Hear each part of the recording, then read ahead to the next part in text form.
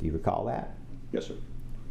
And Mr. Bryan answers he doesn't think he's going more than 15. You remember that?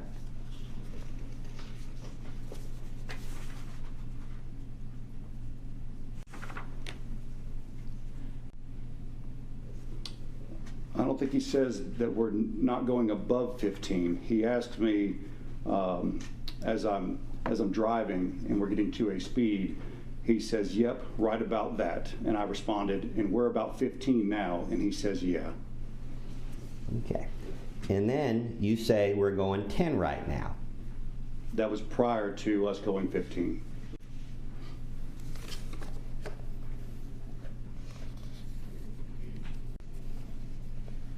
Okay.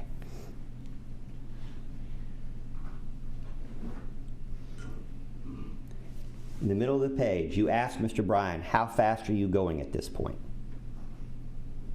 Do you see your question? Yes, Middle sir, of I page did. 7. And his response, "Man, I swear I don't think it was more than 15. That's correct. And you say, "Okay." So it was pretty slow. Yes, sir. And Mr. Bryan says, "Yeah."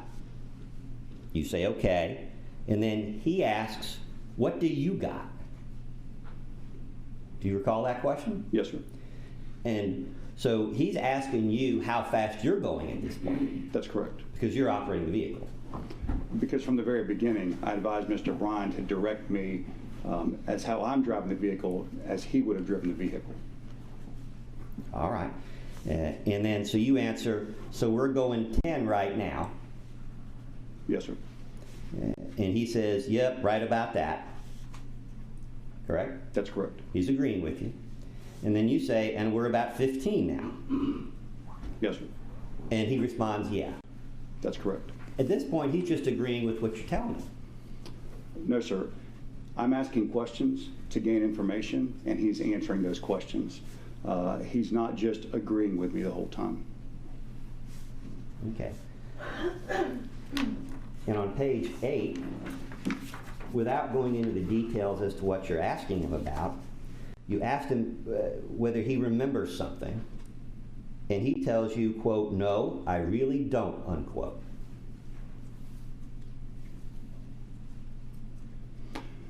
He Top of does. page 8. And then later on, a few lines down, he gives a range as far as it would have happened just before I asked him. Okay. Well, thank you for getting me to turn the page. And at this point, he tells you he thinks he remembers, or he thought he remembered something. 60% down page 8. And I'm sorry, officer, I just don't have the line numbers. Mm-hmm. He tells you, "I thought I remembered." Am I correct? That's correct. And in that 5-line answer, can you count for me how many times he uses the word maybe?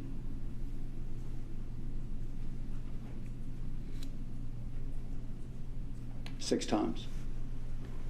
All right. But that didn't indicate to you any confusion on his part or uncertainty?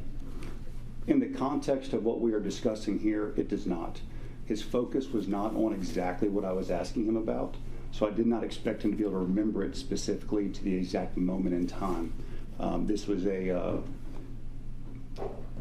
Bryan's focus seemed to be on Mr. Arbery at the time, so it wasn't unusual for him to not be able to see what it was I was asking him about. Okay.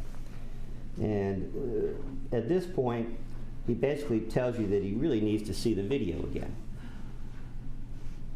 On the bottom third of page 9? Page 9? Yeah.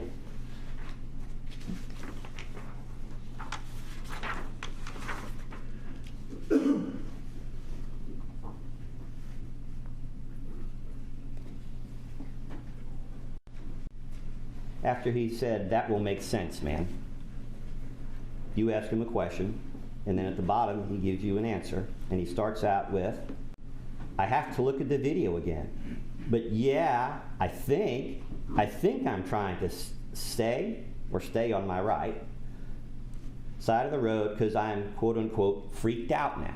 Do you remember that? I do. This question is only in relation to where in the road he is with his vehicle. So his being able to determine exactly whether he was all the way to the left, all the way to the right, into the center, needing to see the video for that kind of detail is not really relevant at this point. Because at this point in the investigation, that's not really what you're focused on. The detail of exactly where he was in the middle of the road was not a focus of the investigation. And you don't know whether that's become a focus 17 months later, 15 months later, because you're a witness. As a member of the investigative team, in our discussions, I know that where exactly he was on the road at the time he took the video is not an investigative important question. Okay. And again, directing your attention down to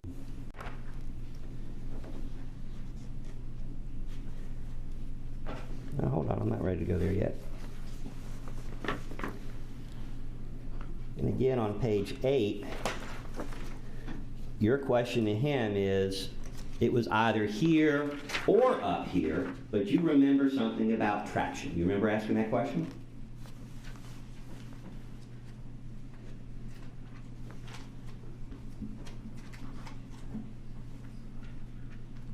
Yes, sir, I do. Because while in some respects you've told the jury that details aren't important, this detail matters to you, doesn't it? Only to the extent that I'm trying to get him to provide the most information that he can from his memory. This question only refers to the point where he does the three-point turn in the reenactment that we showed, where he comes back out. There was 2 areas that it most likely occurred in, and that's all we were trying to determine. Okay. Well, in the practice run, in the dress rehearsal for this, you were suggesting to Mr. Bryan that he had driven to the top of the street before turning around. You don't recall that? No, sir. Because that would affect how fast Mr. Bryan had to be traveling, wouldn't it? I don't know. Well, you know the length of the video, right? Yes, sir, I do. So if you can figure out where the video starts and where it stops and the number of seconds that elapse, you can get some idea of how fast things are happening. Am I correct? I could. But if I was directing Mr. Bryan on what to do, I would have directed them to go all the way to the end of the road before we did a turnaround in the reenactment. But his memory was that he did not go down that far, and he was trying to determine which area he pulled into to do the turnaround prior to going to the end of the road. Well, you'd agree it'd be a whole lot easier to figure out how much leading is going on here and how much direction and how much uncertainty there is if we had recorded the dress rehearsal as well. No, sir. Now, you asked Mr. Bryan again about a black mailbox on page 9.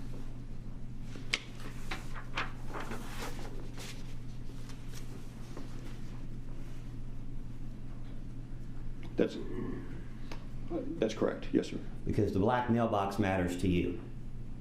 The black mailbox is simply a reference point during the video of when he picks the phone back up, as I indicated while we watched the reenactment video.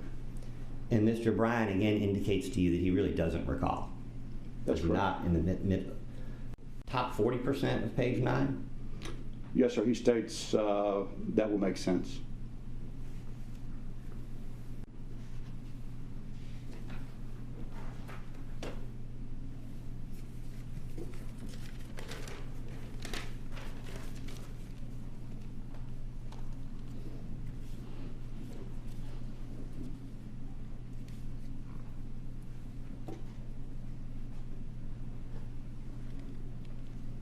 And then on page 10,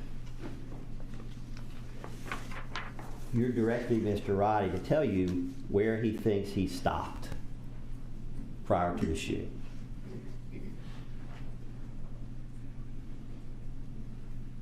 Are you talking about the second line? Yeah. Are we where you stopped and parked? Are you closer? That's not direction. That's a question. It starts with, are we? I'm asking Mr. Bryan where he thinks he is, or if we are at the location where he stopped. And Mr. Bryan tells you, I think I'm going to be a little closer. He actually starts off and confirms and says, yeah, and then says, I think I'm going to be a little bit closer. I think when we left the scene, I backed into the driveway. Okay. So he's telling you he was even closer to the shooter. I'm sorry? So he told you he was closer to the shooter, or probably closer to the shooter. From where we were at the point in the drive-through, he was saying he was a little bit closer than where I had initially stopped and asked him that question. And that's because Mr. Bryan is trying to minimize his involvement in this case. He's trying to distance himself from the shooting when he tells you that he's probably closer. Mr. Bryan's involvement or minimization in the shooting has nothing to do with where he is at the time he stops and finishes recording. His minimization had occurred earlier in the process of chasing Mr. Arbery out of his driveway. Okay, well, we'll come back to that.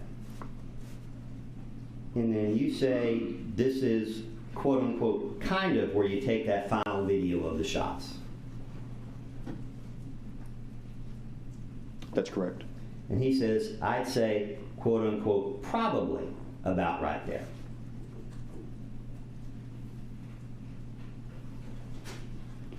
After he directed me by saying, I'd say a tad more up front, indicating for me to pull forward a little bit. And then he says, I'd say probably be right about there. Okay. And then Roddie says at the bottom of page 10, quote unquote, I'm guessing here, man. That's correct.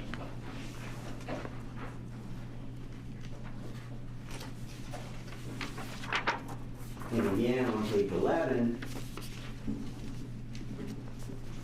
again on where he is, Mr. Bryan tells you, I don't know. I don't recall exactly, but I want to say not until I stopped. I'm sorry. When you ask him about when he first saw the gun, when he first saw a firearm, what does he tell you? I don't know. I don't recall exactly, but I want to say not until I stopped.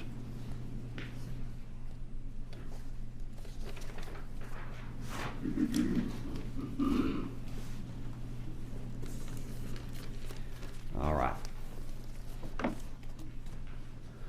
Hopefully no more transcripts this morning. Okay. My next question is this. Regardless of what Roddie Bryan told you or said to anybody else in the months before, we know that Mr. Bryan walked to his garage to get his keys, don't we? I don't recall the video specifically. He didn't run, but if it was walk, it was a quick walk. Okay, because you can count the number of seconds on the video, all right? You could. Okay, and when you do that, he's obviously not running. I'd agree. Okay, so if he told somebody he was running, that would have been incorrect. I agree. Okay. And we know that Mr. Bryan, whatever he may have said to someone over the months before, we know from the Night Owl video that he walked to his truck. That's correct. Now, and let me be clear, you've reviewed the Night Owl video. I mean, I know that, but I have to ask. Yes, sir, I have. Okay. However, Mr. Roddie described the position of his truck in his driveway over the course of many interviews and over several months. Whether he said straight or to the left or towards the right, we know from the Night Owl video that he's angled, your word, not mine, for lack of a better word, to the right and away from Mr. Arbery as Mr. Arbery is coming back to his house. Your Honor, I'm going to object to any testimony about the Night Owl video's contents because the video itself will be the best evidence of that, and that video will come out in the evidence. Okay, go ahead. But some things are clear in this case from your investigation. As Mr. Arbery passed Mr. Bryan's house, did Mr. Bryan tell you that Mr. Arbery called out to him, please call 911, there are crazy people after me? No, sir. Roddie Bryan told you that Mr. Arbery never said a word. That's correct. I believe Roddie Bryan told you that he never saw Mr. Arbery's lips moving. I don't remember those words exactly, but he did say that Mr. Arbery never said anything during the entire incident. Well, going back to your May 13th statement, although Mr. Bryan has said in various contexts that he heard the person in the truck speaking, when you interviewed him, it was clear that Mr. Bryan was really reading lips at that point. I don't recall that. You don't recall him talking about the driver of the truck's lips moving? Not offhand, no, sir. And he couldn't see Mr. Arbery's lips moving because Mr. Arbery's face was not directed towards him.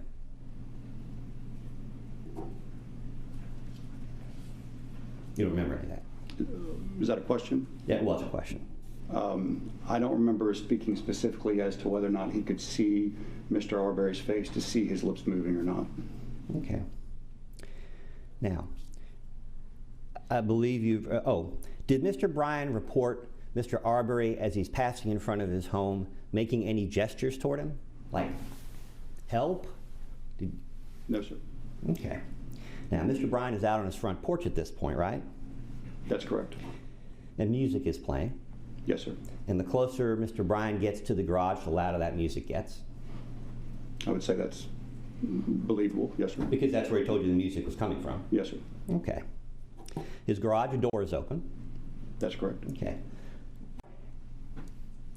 And his driveway is parked out in the front on the driveway, right? His truck? Yeah. That's correct.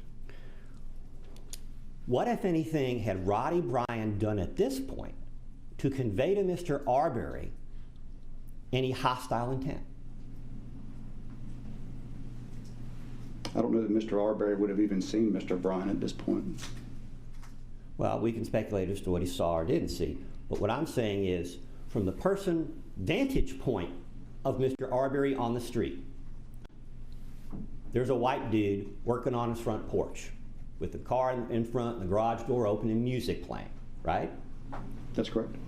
Is there anything else about that scene to suggest that Mr. Bryan bears any ill will or hostile intent towards this gentleman? I'm not sure what you're asking. Well, I'm trying to figure out who's jumping to assumptions here. It feels like from the statement you obtained from Mr. Bryan that it's Mr. Arbery who's assuming the worst about Mr. Bryan. And I'm going to object to that, Judge, as speculation. I'll rephrase it. Good question, other question. What, if anything, from the point where Mr. Arbery comes to his front yard, passing one set of bushes, crossing across the driveway, and out of view to the other set of bushes, in that time frame, which is on the Night Owl video, but as to which you've interviewed Mr. Bryan, what, if anything, does Mr. Bryan do? What, if anything, does Mr. Bryan say? What, if anything, does that picture suggest to Mr. Arbery that he could not seek help? In Mr. Bryan's statement, he actually says that he hollers out to the truck, y'all got him or you need help.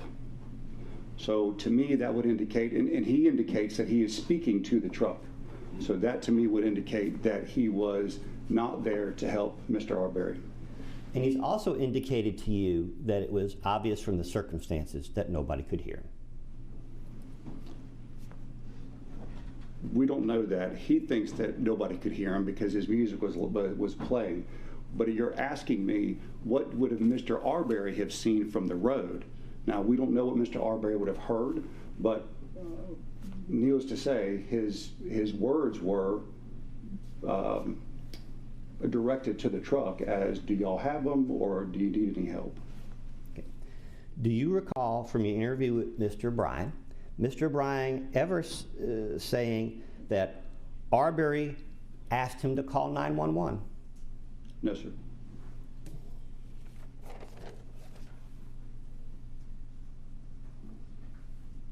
From Mr. Bryan's perspective, the events of February 23rd are, for a lack of a better term, chaotic. Would you not agree? Objection, speculation about Mr. Bryan's perspective, Your Honor. Well, you asked Mr. Bryan what he was doing that day and what he knew. Am I correct? I did. And Mr. Bryan indicated to you he wasn't in communication with anyone that day. That's correct. Specifically, he wasn't in communication with Matthew Albenzi. That's correct. He doesn't know anything about Matthew Albenzi, does he? That's correct. He can't, because Mr. Albenzi is well up the street. That's correct. Okay. And you reviewed Mr. Bryan's cell phone records. You reviewed his social media. At this point, you probably know more. You may know Mr. Bryan better than Mr. Bryan knows himself. Fair enough? I don't know if I go that far, but Mr. Bryan is not in communication with anyone prior to the shooting. that's correct. He doesn't know whether Mr. Albenzi is armed. I don't know that I ever asked about Mr. Albenzi and what Mr. Bryan knew about him. And Mr. Bryan doesn't know that the McMichaels are armed until moments before the shooting. That's what he told me. That's correct. Matter of fact, Mr. Bryan doesn't even remember seeing Gregory McMichael until after the shooting, when you can see him clearly on the video in the back of the truck. That's correct. And Mr. Bryan's told you that several minutes elapsed before the police arrived on the scene, when we know that, in fact, it was probably a matter of seconds. That's correct. Mr. Bryan has told you at times that he feels like he's alone out there with Mr. Arbery. Yes, sir. After he cuts him off, tries to block him in, he says he realizes he's with him by himself. Okay. And when he's quote unquote cornering Mr. Arbery, he's doing that by himself. That's correct.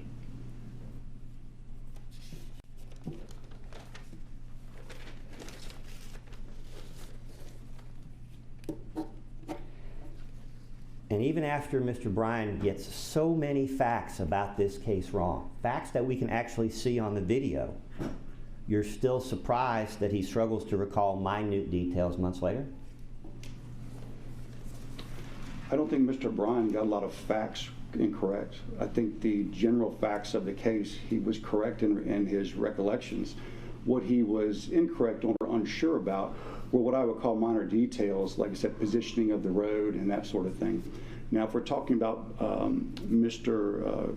Gregory McMichael and his remembrance of him in the truck, it's not uncommon for witnesses in traumatic events or people that see traumatic events to somehow get what's called tunnel vision, and they might miss certain aspects of an event. That's why anybody that sees any kind of type of traumatic event, if it's multiple people, you can ask them and they'll all see something a little bit different. And that's how I would explain Mr. Bryan's recollection. And Mr. Bryan's basically related to you without using the words that this was a traumatic event for him. It was. And you can hear in his breathing the fear during this encounter. I don't recall hearing his breathing. How many times have you listened to this video? More times than I'd like to remember. You and me both, but you don't recall that. No, sir. Okay. Now, Mr. Bryan told you why he didn't call 911. Am I correct? Is there a transcript? Directing your attention to page 101 of the, I think it's the May 13th transcript. I don't have it up. Which, Yeah. I spoke too soon. I'm sorry.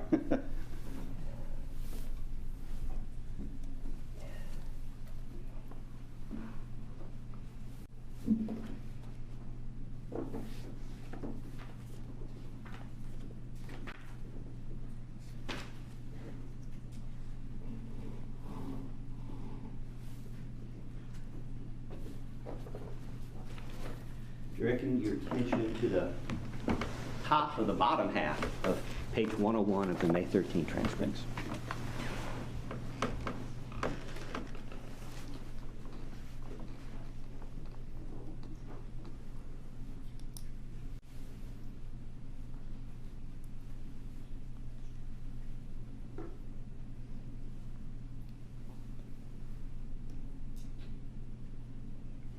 Yes, sir. Mr. Bryan states that he thought somebody had already called the police. And in fact, however big an assumption that might have been, he was correct. Objection, Judge. The speculation about him being correct. I'll rephrase. In fact, Mr. Albenzi had called the police, That's correct. and that would have been before Mr. Arbery ran by Mr. Bryan's house. That's correct.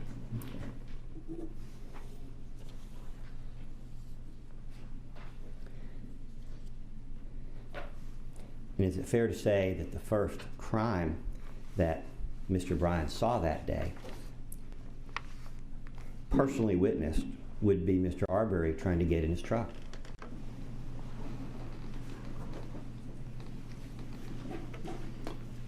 Unless you discount the fact that somebody was trying to chase Mr. Arbery down while he was legally running, jogging down the road. Well, obviously from Mr. Bryan's perspective, I'm not asking you what's going on in Mr. Arbery's mind, but from Mr. Bryan's perspective, the first actual identifiable crime that Mr. Bryan sees is when Mr. Arbery is trying to get in his truck. Objection to speculation, Your Honor. I'll move on. And it's fair to say that at the time that Mr. Bryan has told you that Mr. Arbery is trying to get in his truck, that at that point Mr. Bryan is somewhat preoccupied. Preoccupied how? Well, he's trying to pull his vehicle away so that Mr. Arbery, that's what he told you, he's trying to pull away. The fastest he's traveled the whole time is to create distance between himself and Mr. Arbery. If Mr. Bryan was that concerned and scared about Mr. Arbery, he never would have angled to the left onto that driveway to try to box him off or cut him off to begin with. If Mr. Bryan was truly concerned about his safety with Mr. Arbery, he would have stayed to the right side of the road and stayed ahead instead of turning off to the angling to the left to box him in. Okay.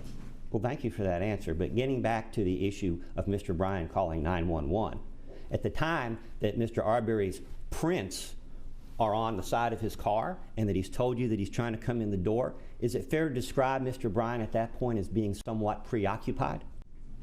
Preoccupied with trying to chase down Mr. Arbery, hence him coming out of the driveway like he did and following him through the ditch or next to the ditch and then up next to the tree. I would say yes, he was preoccupied. I'm sorry.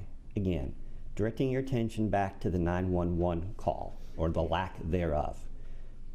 You're not trying to suggest to the jury, notwithstanding all this other stuff you want to talk about, you're not trying to deny that it was impractical for Mr. Bryan to call 911 literally while Mr. Arbery is attempting to get in his truck. At the exact moment that that is happening, probably not. But there were moments before and there were plenty of moments after where he could have made that phone call. And that's obvious from the video, right? It is. Okay. And again, directing your attention to page 101, Mr. Bryan expressed regret to you over Mr. Arbery's death. He did. Okay. And in fact, he told you, whether that was for whatever reason, he said that he wished he had stayed on his front porch.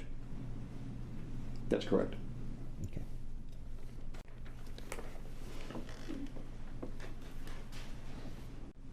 Now, because it's come up, yeah, it may come up again. After Mr. Arbery and this white truck are going off screen, Mr. Bryan goes in his house. Am I correct? We see him on the video going in his house. He tells you he goes in the house. That's correct. Okay. He goes inside his house to get, what did he tell you went inside to get? His keys. Now, at the time that Mr. Arbery goes by his house, Mr. Bryan already has a weapon handy, doesn't he? I don't recall specifically. You don't recall in the Night Owl video the hammer laying on the front porch next to where he's holding the board that he's trying to put up on his front porch? Not offhand. Okay. You don't recall asking him about the hammer? I don't. Okay. But in the video, you can see that Mr. Bryan, when he walks to the garage, he's not carrying anything. That's correct. He's left his hammer, he's left all his tools behind. Yes, sir. That's correct. And he's gone in the house to get his keys, correct? That's correct. Okay. Mr. Bryan leaves his gun, his rifle, inside the house. Yes, inside the back bedroom, I would say a good distance from where his car keys were located. Okay. Mr. Bryan doesn't own a handgun, am I correct? From his statements, that's correct. Well, you subsequently checked, did you not? There's no way to check if somebody owns a handgun necessarily. Okay, but you can check registrations. There's no registration in the state of Georgia. You can find a purchase through the ATF, but there's no formal registration for firearms. Did ATF records ever show that Mr. Bryan purchased a handgun? We didn't check ATF records. Typically, in my experience with ATF, you have to have a firearm and serial number to run the check. You can't just do it off of a name. Okay. And where's Mr. Bryan's rifle today? I have not checked the evidence receipts to know the exact location, but if it's where it was, where I'm guessing you're going with this, it's in our custody. Okay. Did you ask for, or to your knowledge, was any forensic examination conducted of this firearm? I was not in charge of testing evidence or determining evidence that would go to the lab. The reason none of this is being done is because it was obvious that Mr. Bryan, when he tells you that he was unarmed that day, it's obvious that he was unarmed. I believe that's correct, yes, sir. And believe it or not, I have no further questions for you. Thank you so much for your time. Thank you.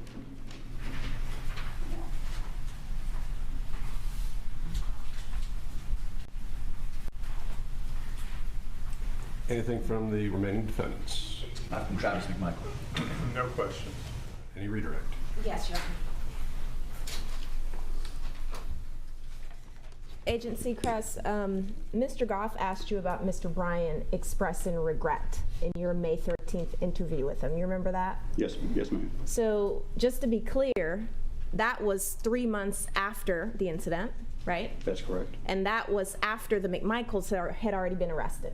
That's correct. Okay. And that was after the media got a hold of the video and it became this big thing. That's correct. That he's expressing regret. Yes, ma'am. Okay. I don't know if you remember, it's been a weekend, but on Friday, Mr. Goff asked you about all this media presence and maybe threats that the defendant had been getting, or his fiance. You remember that? I do. Okay. At any point, did you, Agent Seacrest, use any of those, protests or supposed threats to influence Mr. Bryan into giving you a statement? Absolutely not. Okay. Did you use that to your advantage in any way? No, ma'am. Okay. So you also testified that you wanted to look at this case with a pair of fresh eyes. You remember testifying to that? Yes, ma'am. When Mr. Goff was asking you about why you noted Mr. Bryan as a witness in the May 11th interview? Yes, ma'am. Okay. Have you reviewed Officer Minshew's body cam interview with Mr. Bryan? I have. Okay. Have you reviewed Investigator Lowry's recorded interview with Mr. Bryan? I have. Okay. Were you able to pinpoint how many actual minutes or hours of interview time, meaning actual speaking, was going on in those two interviews? If you were to take off called dead air time where nothing's being said, or Mr. Bryan was just sitting in the interview room by himself, the interview with Detective Lowry was actually 20 minutes long, and the first part of that was really just filling out a consent form. I don't recall the exact amount of time for Deputy Minshew on scene, but it was not very long, and a large portion of it, or I shouldn't say large, a significant portion of it was trying to figure out the video and how to get it emailed to an investigator, and the substantive part of the interview was very spatial. He went down here, he went this way, and so it's hard to tell from watching the video. So overall, I would say by far less than 30 minutes of interview time with Mr. Bryan by the time that we got the case. Okay. And for your two interviews with him, and counting the reenactment video, about how many hours did you spend with Mr. Bryan? Overall, it would be approximately 5 hours or more. Okay. Compared to the 30 minutes you said with Glynn County PD? That's correct. Okay. Now, is that what you meant when you said you wanted to look at it with a fresh pair of eyes? Yes, ma'am, it is. Okay. And did you then go ahead and look, okay, how does this match up to what he told Glynn County PD? Yes, ma'am. Was that important to your investigation? Very important. Okay.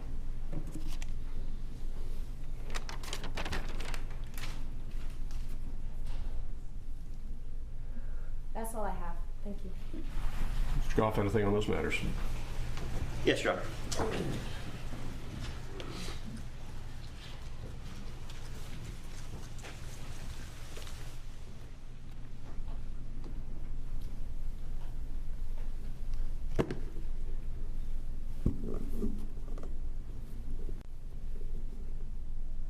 The media influence that was out there from May 11th to May 13th, whether you created it or not, it was there. It was there. You were certainly aware of it. I was aware that the media had spotlighted this story, yes. Okay. And whether you did it or not, it was your agency that gave the press conference. You testified Friday. You were there as your boss was talking about this case to the media. I was there. Okay. And now, obviously, you don't tell the GBI director how to run investigations. Am I correct? That's correct. But there's no mistake that your agency did play a role. We could quibble over how big a role, but played a role in that media storm. By role, there would be different roles that somebody would play. In this case, though, we were not the driver of that media. We were simply responding to the media requests. All right. Now, you've indicated that you went back and tried to estimate the length of other interviews. Yes, sir. Is transcript length one indication of how long an interview is?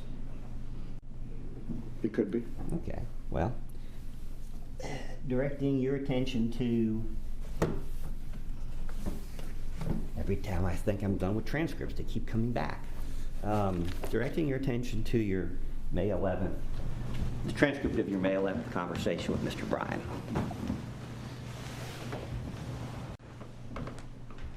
How long is that transcript? In pages,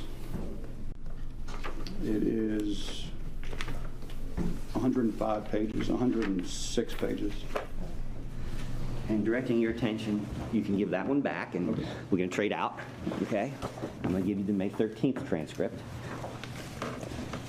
And how long is that transcript, sir? 103 pages. All right. And those transcripts cover almost 4 hours? Yes, sir. Okay. And you've indicated you reviewed the transcript of the Minshew body cam. That's correct. And that's approximately 54 pages. I don't recall specifically, but We are. It should be over here on the side.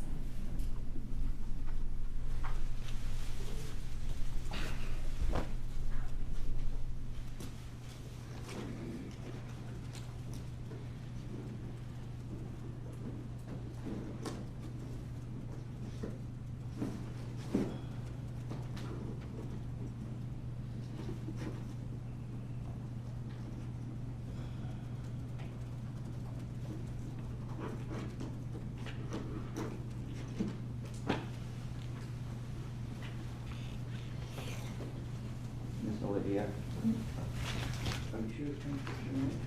It should be. The copies that were intended. My apologies, Your Honor. I'm trying to find tender documents. Unless someone moved them. Let's see.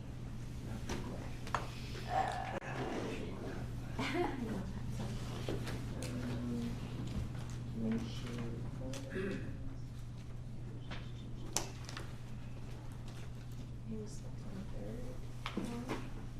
Okay. Okay.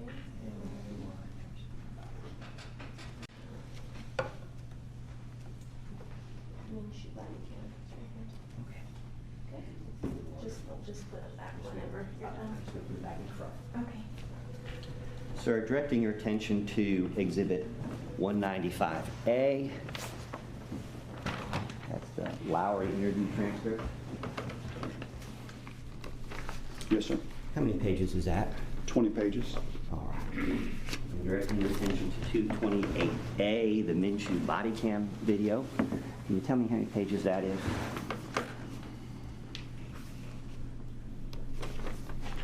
52 pages. 52 pages.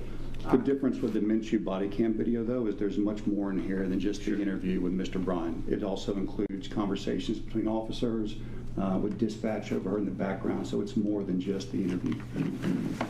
Indeed. Thank you, sir. You're welcome.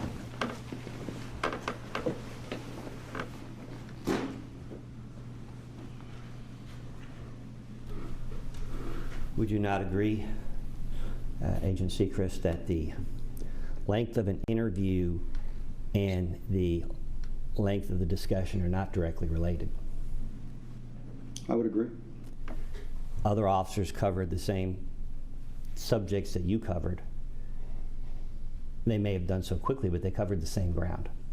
Did they not?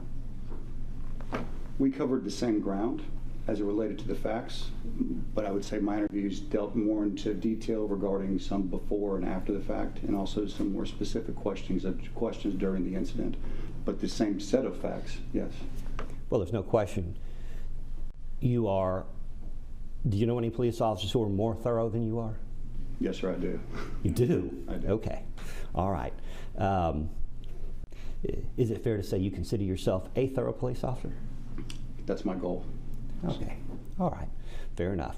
Now, in the Minshew body cam video, Mr. Bryan goes back over the events 3 times? I don't recall specifically, but I'll go Something with like it. that. And Lowry at least twice? I don't recall those specifics. So. And you read the entire Glynn County Police report, haven't you? I have not. Oh, okay. So you don't know how many other interviews took place that weren't recorded, such as by Detective Lowry on the scene? I'm not aware. Okay.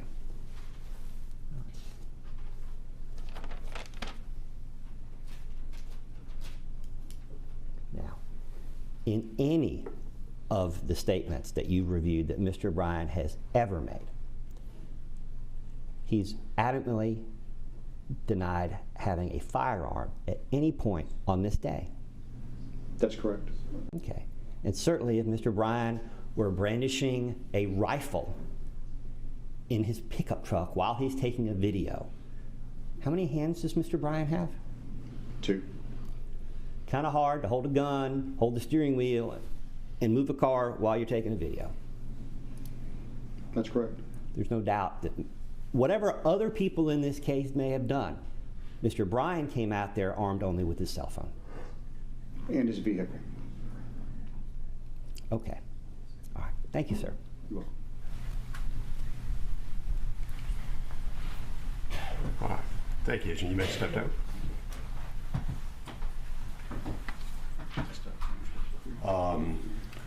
Yeah, I want you to just leave them up there. I'm not sure whose transcripts those are and whether they're exhibits or not.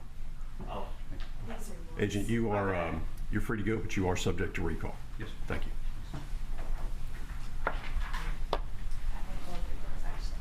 They're both mine. Yeah, I'll say it's in common.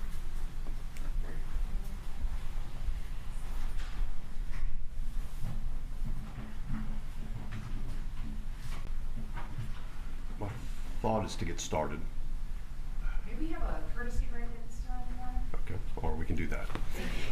All right, ladies and gentlemen, let's go ahead and take a 15-minute recess, and we'll get back to the evidence in just a moment. Thank you. All right for a jury.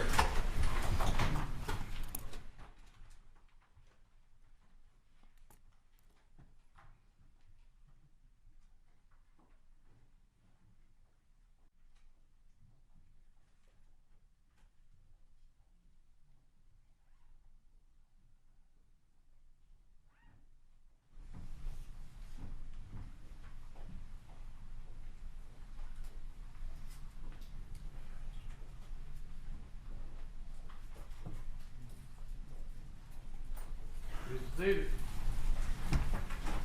All right, let's take 15 minutes. We're in recess.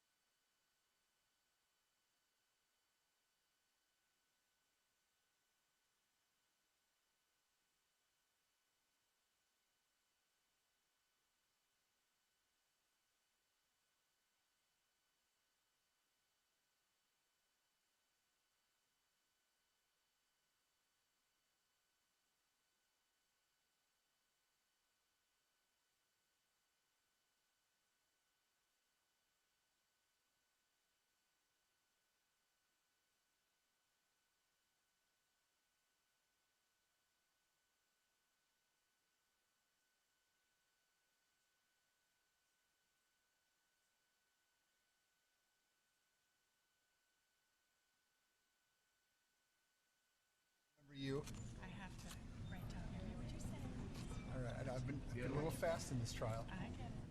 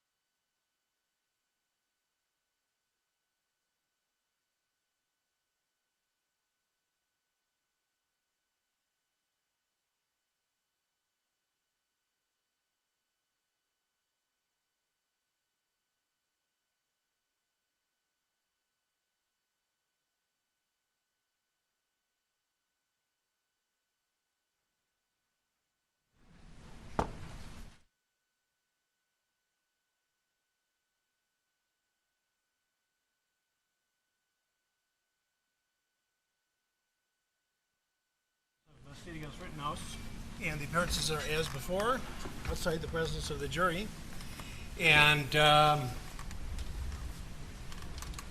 have sent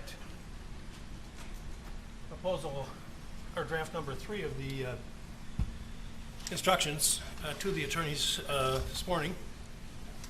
And we'll make a record now on, would you get this on my printer, please? Hey, Judge, this was...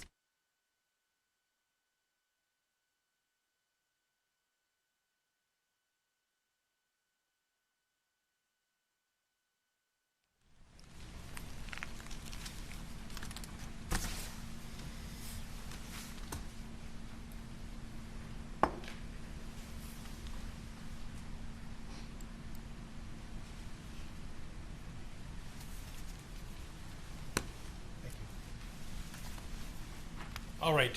Has everybody received a copy of draft number 3 of the proposed instructions? Yes. Yes, Your Honor. And state objections, requests? Judge, we have no objection. I know the defense has asked that the self-defense instruction be read with every count of which is applicable. If they're asking for that out of an abundance of caution, we would agree with that request. All right, what about that?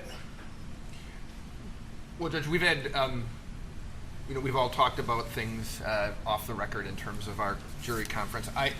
I was under the impression that that was a requirement. I understand we're trying to streamline it. We're trying to not bore the jury with the instructions. I think that is, and if I'm wrong, I'm wrong, but I think that is what the law requires. I inquired on the message last night. Is anybody familiar with authority on this subject that requires that? That makes. I guess I'll argue with you, and then I'll hear the rest of what you have to say. You know, attention span, as you know, you speak to juries all the time, and when you start repeating yourself, you lose your audience mighty fast. They've got a lot to hear today from me and from you lawyers.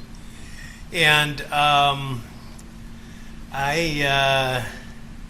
I am reading the self-defense instructions 5 times, I would expect to lose the audience rather rapidly. And this is so typical of lawyers. We're hidebound. We've always done it this way. And I will tell you that for years I have. I have taken out common elements of things and put them in separate areas of the instructions. And once they learn what the term intent to kill means, I don't have to define it every single time it comes up. And I've never gotten, even to my knowledge, there hasn't even been an appeal on it. My job here is to communicate with the jury so that they understand what the law provides, and I think that can be done better, briefly and concisely, than by repeating the same old stuff over and over again. But given the position of the parties, if that's your position, we'll do it. But to me, it's a monumental waste of time, and it may end up having a negative effect. But I'm not going to mess around with a case of this magnitude over 2 days or 2 weeks to try. So if you think that risks everything to proceed as I've suggested, then we'll go with the long forms every time. I'm going to have to count on you to make timely objection if you feel that I'm leaving something out on a particular count, because I've prepared it in the 36 pages of instructions. I've prepared them using a brief form without, there's already plenty of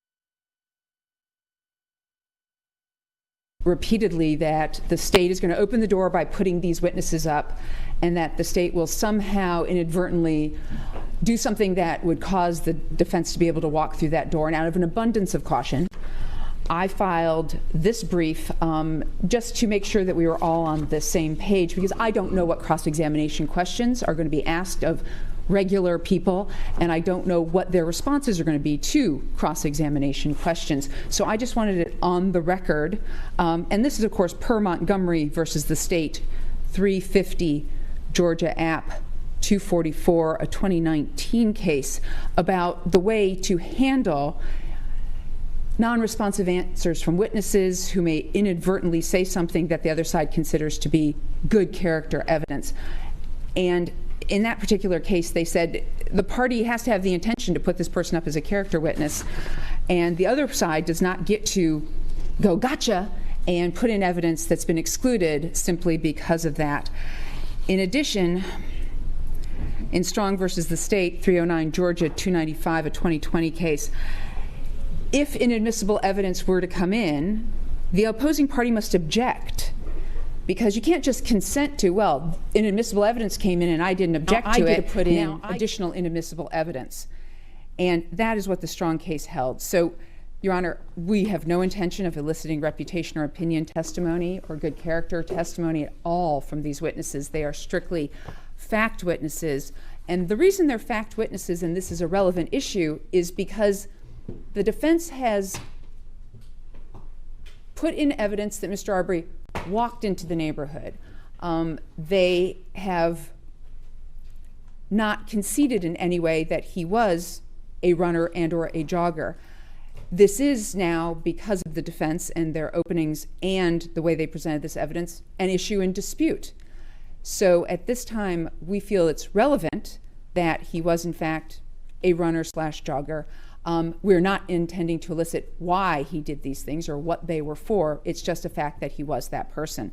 And so we just direct you to our brief if this were to become an issue. We do not wish it to be, and we don't anticipate that happening. But once again, these are non-law enforcement regular folks who are going to be taking the stand now. Thank you, Judge.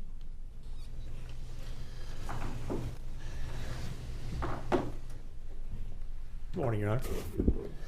So I thought the court had ruled pre-trial that Mr. Arbery's intent in the neighborhood that day was not a matter before the jury and was not relevant.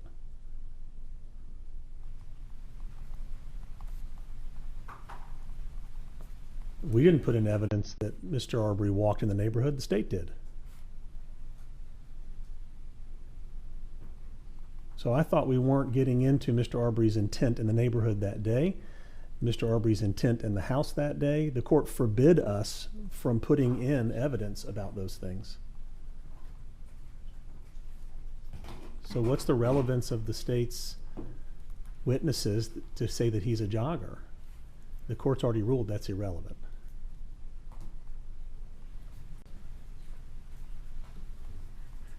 Now, any witness that testifies will be subject to cross-examination. I'm not going to trick a witness into answering questions that open the door. I understand how the law works, but I don't see the relevance here where the court has specifically said his intent in the neighborhood that day is irrelevant to this trial. Mr. Roddie.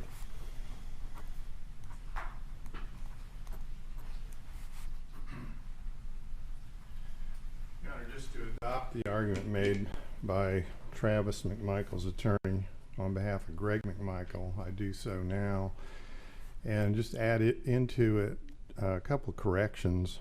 We've not argued that Ahmaud Arbery walked into the Satilla Shores neighborhood. What we've argued is that the state introduced a video that shows him walking into the yard and up to the house at 220 Satilla Drive. He may have walked into the neighborhood and walked to the house. He may have run into the neighborhood, but the video we have is of him walking down the street and then into the yard and into the house. And that's the first one. The second response to his being an avid runner or jogger, it's logically true that he could be both an avid runner and avid jogger. In fact, we don't have any reason to dispute that.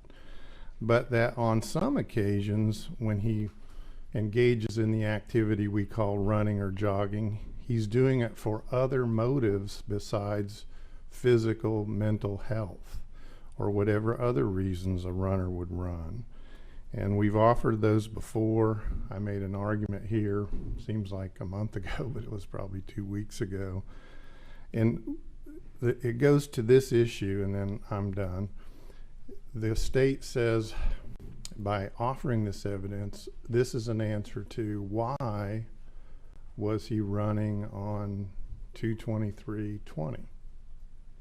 I mean, the evidence is meant to allow an inference to be made in argument that on this occasion, on that day, his motivation for running is the same one as on many other days when he ran for mental health or physical health. And we have some evidence that so far we've not been allowed to introduce to suggest, well, there may be a different answer to that why question than the one the state wants to argue from the inference they'll make that he's an avid jogger on other days, therefore he was jogging on this day. Under 401, it's simply not relevant. And if it's a balance test under 403, then it ought to open the door to the defense at least to offer an alternative explanation for it. Mr. Shaw. Your Honor, we join in the motion as made by Mr. Sheffield and in the further response by Mr. Hogue. All right, let me do this because I have I don't remember a formal response coming in from the defendants that was more of an advisory brief that was submitted, correct? You mean the state, what the state wrote? Correct. I think the state was just trying to identify this issue could come up. We did not respond with our own. Except we did file motions regarding the admissibility of Mr. Arbery's being on probation as the alternative explanation for his running. So in a way we did respond. Addressed just before trial. Yes. And I do believe there was a filed response to this issue concerning 404B character and whether or not the introduction of what was going on in Ahmaud's mind and speculation about why he was in Satilla Shores can't come in because, for the same reasons that the court would not allow the 404B evidence of the defense in, because the argument of the state has always been and the court's conclusion has always been what Ahmaud Arbery was thinking that day is not relevant in this case. Let me, I can take a short recess. Let me look at what I have. I've got a notebook in the back with all the submissions. I just want to make sure I'm clear on what I have, and based on the arguments made here, come back with a ruling. All right, we're in recess, hopefully very brief.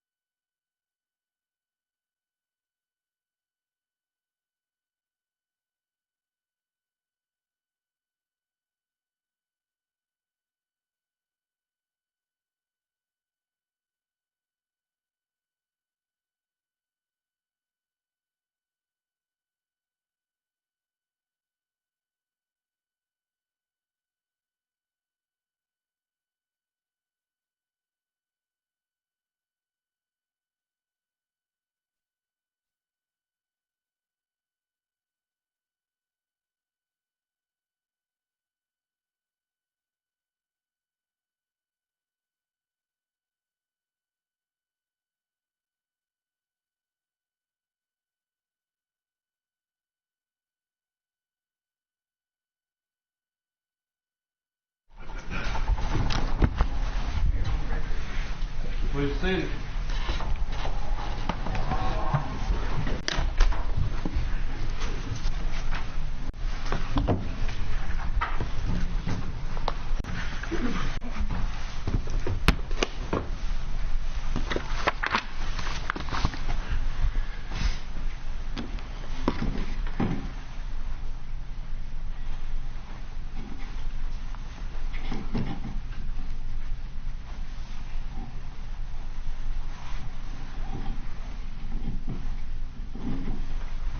All right, we're back on. Defendants are all present. All right, I took another look at 4.72, which is the brief that the state had filed on character witnesses and opening the door in consideration of what I have heard this morning. So I do have a question before I get too much further. The brief that was submitted indicates that these lay witnesses that the state intends to present, and I will read from 4.72. State's anticipating the lay witnesses who knew Mr. Arbery personally or who saw him running or jogging in his neighborhood or in the surrounding neighborhoods in Brunswick, Georgia. What is the proffer on these lay witnesses? Are we talking about just generally running, or are we talking about in Satilla Shores? I need something more specific. Yes, Judge, at this time, Ms. Olivier will give you a proffer for the 4 witnesses we intend to tender. Your Honor, the first one, Ms. Flowers, she should testify that she has seen him running in the Fancy Bluff, Boykin Ridge area, which is where he lived. She also saw him running on Highway 17, which is the highway that separates Satilla Shores and Royal Oaks from that Fancy Bluff area. So in that area surrounding Satilla Shores. Anything more than that? Time of day? Whereabouts on 17? He would run all day, during the day. Also, she's seen him during the nighttime hours. She's also seen him on Highway 303, which is also called, I believe, Blight Island Road. So night, daytime, she's seen him all times, Judge. And she will also get into the clothing that he would wear when he runs. And I think that's about it for her. We intend to tender the in-life photo through her as well. And I don't know if the court has a question for me before I move on to the other ones. No, go ahead. Okay. So Linda Randall, she lives on Andy Tottenson Road. She's going to testify that she also saw him running in that neighborhood, and he would run for long periods of time. And the way he would be coming in terms of the direction, in addition to the timing, she would say that he would probably be running out past Highway 17 in that Satilla Shores, Royal Oaks area as well. Sorry, and he would probably be running in the area past Highway 17. Highway 17 and across the highway to the Satilla Shores, Royal Oaks area. That she had direct knowledge of it, or she saw him. She saw him run across the road. On Highway 17. Yes, so she saw him the way her house is positioned. She would see him going and then coming back that direction where the entrance to Highway 17 is. Danielle Stoddard will testify that, similarly, Judge, that she saw him in her neighborhood, Fancy Bluff neighborhood, and she would also see him around that Highway 17 area when she would be bringing her kids back from school. And Ashley Wittenberg, she will testify that she saw Ahmaud running in the Boykin Ridge neighborhood, that she would see him running at night when it's dark, which of course is an issue in this case because we have the defense attorneys saying, he's in Mr. English's construction site at nighttime. What could he be possibly, doing there? So she'll testify to the nighttime running as well.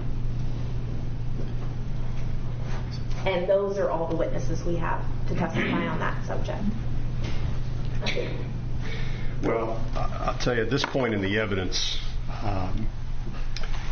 what I have got in my notes is that the issues that have been raised, I think the first one was through, I think it's Miss Parr, maybe her parents were the Parrs, but Miss Parr. She was asked specifically by the defense about whether or not she had seen Mr. Arbery running in the neighborhood. Mr. Albenze was also asked about whether or not he had seen Mr. Arbery running in the neighborhood. I have not heard the questions asked, but based on the proffer, the court's concern is that none of these witnesses are actually testifying or rebutting any evidence that has been brought out by the defense. And the evidence itself would require one to make that logical leap that the court's concerned about with other evidence on why Mr. Arbery was in the neighborhood at the time. They don't actually place him in the neighborhood at any time. So again, the court's, if I'm being asked for a ruling without hearing the evidence, the court is indicating that if this is the type of evidence that comes out, at least in the state's case in chief, depending on how it's worded, it may end up opening the door to the why question that I have addressed in other orders of this court. Now, whether this comes out as rebuttal at some point, it really depends on the evidence presented, because again, what I have heard is that there is evidence from witnesses that was elicited by the defense that witnesses did not see him running actually in Satilla Shores. There are other questions here that sounds like are out there, like what clothes he wore when he ran. That is not something that has been brought out at this point, as I recall, as far as evidence or argument. The time of day, the times of day, I guess, that are involved in the various incidents that are before the court. So this could be rebuttal, but as far as the state's case in chief, strikes me as this gets us to the why question. Understood, Your Honor. At this time, we will then just call Carol Flowers solely for the in-life photo, and having discussed that at the break with defense that may be your ruling, we understand where the defense is going to go with Ms. Flowers and where we're going to go with Ms. Flowers. So if we may have 5 minutes just to make sure we're on the same page as a team, we'll go ahead and do that. Let's take a 5-minute recess. Thank you, Judge.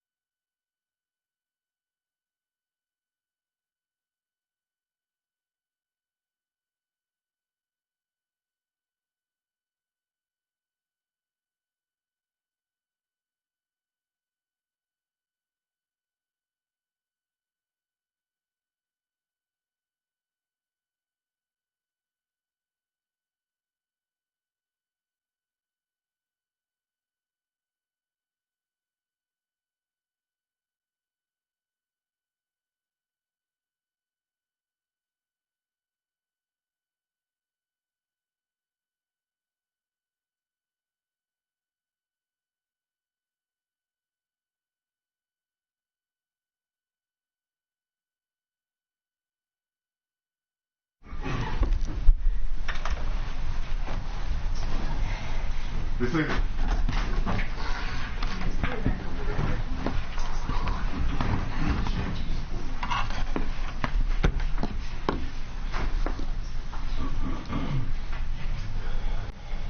All right, we're back on defense president represented by counsel, Mr. Goff. Yes, Your Honor, I have a motion to make. This time we would ask that the Honorable Reverend Jesse Jackson, who I believe is still here, of course, he is, Your Honor, I think we all know, an icon in the civil rights movement. He, not just a witness to it, he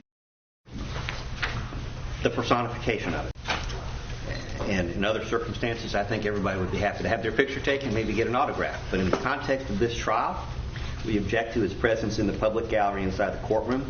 We note that there is a jury assembly room capable of holding, depending on how we socially distance, several hundred people, where these proceedings are being televised live in real time.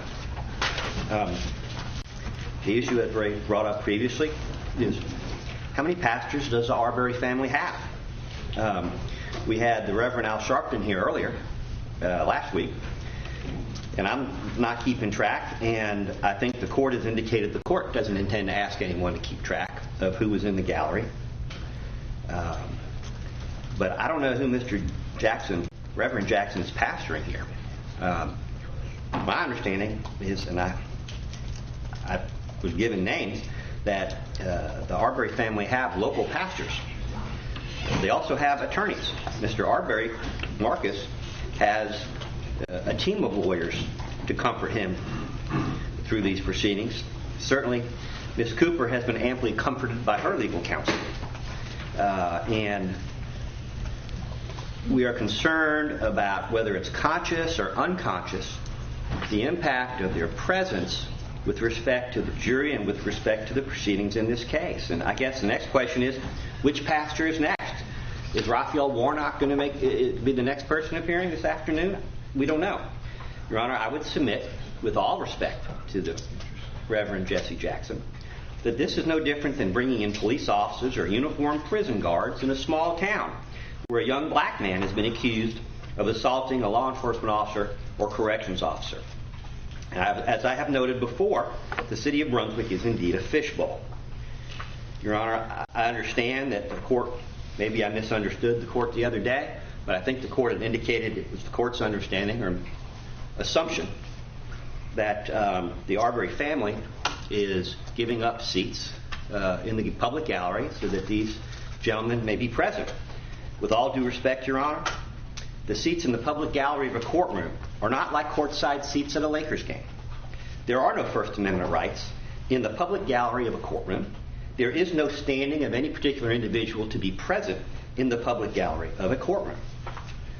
And there is no reason for these prominent icons in the civil rights movement to be here. This is a case that has been postured in the media, I believe, by Marcus Arbery's attorney Benjamin Crump, if not Lee Merritt, and certainly reported by the media as a quote-unquote test case for where the civil rights movement is in 2021. So with all due respect, I would suggest, whether it's intended or not, that inevitably a juror is going to be influenced by their presence in this courtroom. And while there seems to be some argument over how much the jurors can see, and I can certainly supplement the record, but I took pictures last week, and it is very clear that most of the jurors have a complete, unobstructed view of the entire gallery. And again, we are concerned about our client's right to have a fair trial and the impact of the presence of these individuals is going to have on this case. And we're asking the court, and again, with all respect to the Honorable Reverend Jesse Jackson, that he be observing these proceedings from the jury assembly room where they are being streamed live, rather than sitting here in the courtroom where he can visually interact with the jurors in this case.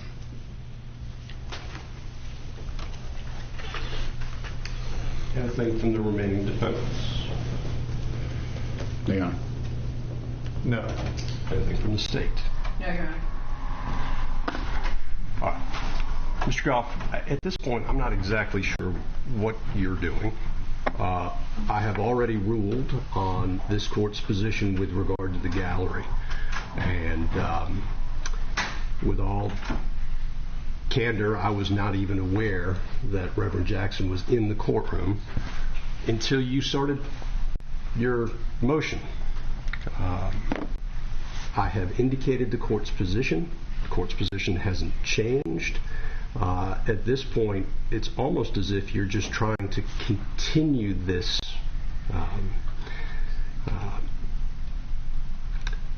for purposes other than just bringing it to the court's attention, and I find that objectionable from the court standpoint. I have said over and over and over in this trial that I am attempting to ensure that in this courtroom that the defendants receive a fair trial, and I will continue to do that. I have heard the objection.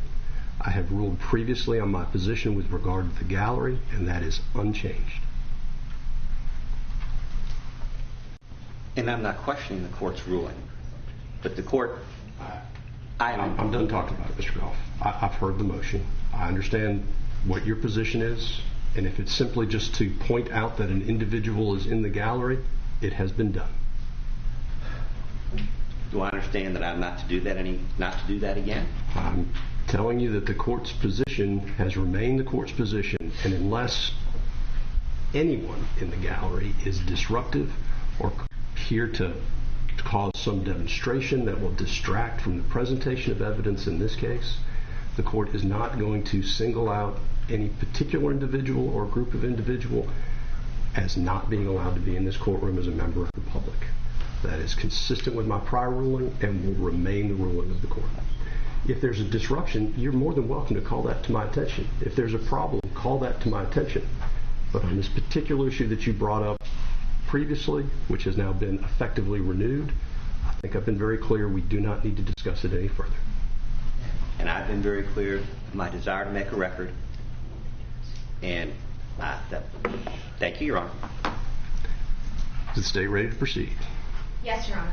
All right, let's go ahead and get the panel.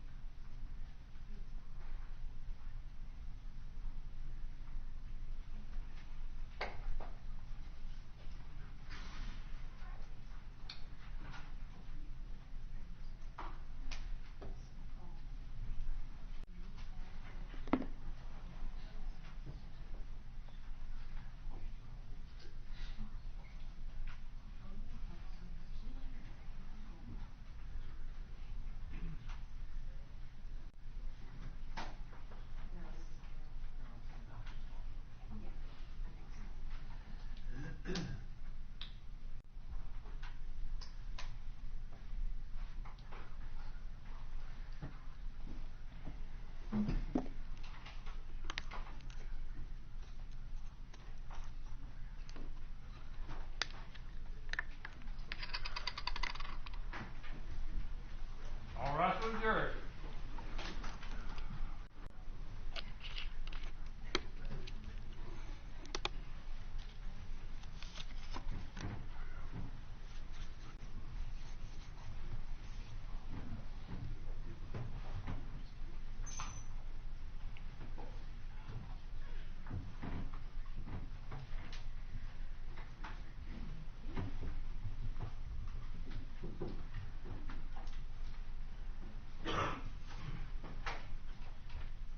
Please be seated.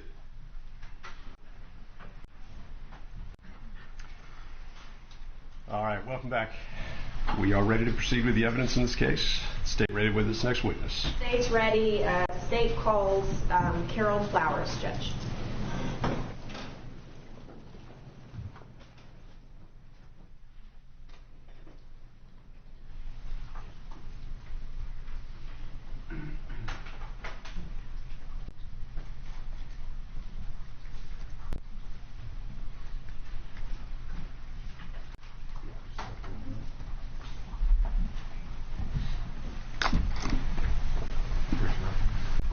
Swear to tell the truth, whole truth, and nothing but the truth. I do. Go ahead, have a seat.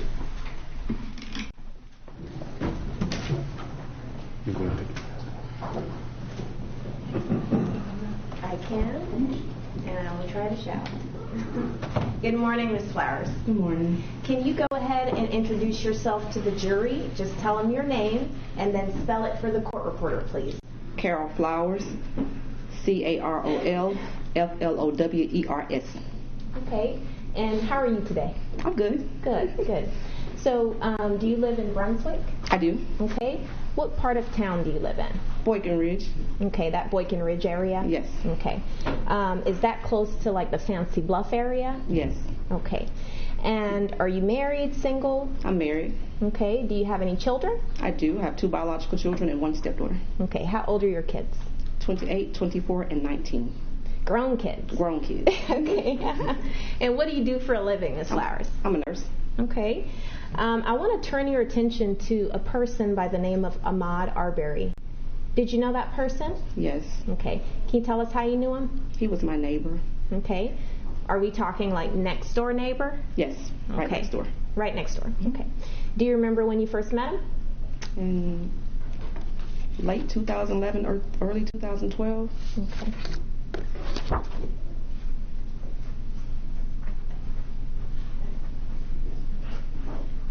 May I approach, Your Honor? Yes.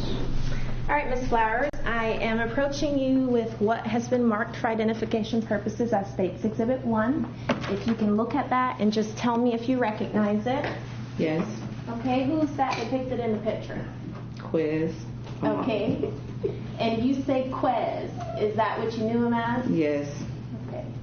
Ay, ay, ay.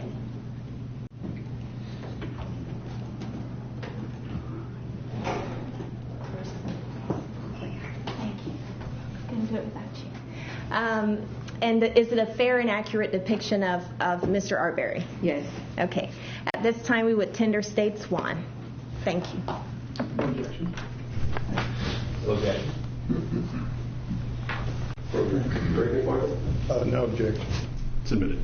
Permission to publish, Judge? Go ahead. Okay. All right. So, Ms. Flowers, that's who you knew as your next door neighbor? Yes.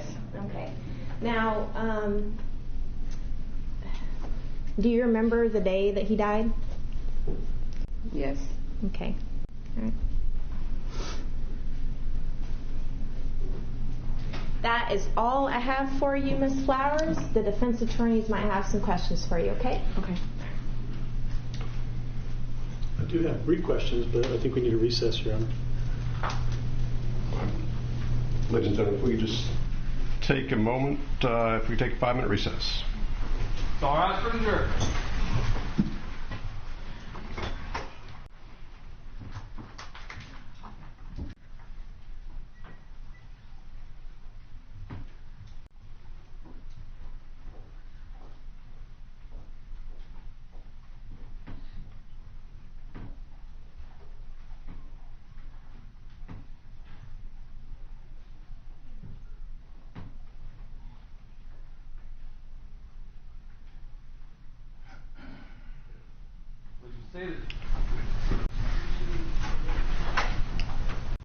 All right, I took a recess because that's okay.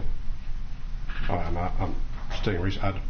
There was a little bit of commotion in the back. I wanted it to calm down a little bit before we started with any cross-examination. Your Honor, for the record, I would note that the Reverend Jesse Jackson's mask is down below his nose, which I'm not a big believer in masks, but we, again, make that part of the record. And I'm sure the court can see what I'm talking about.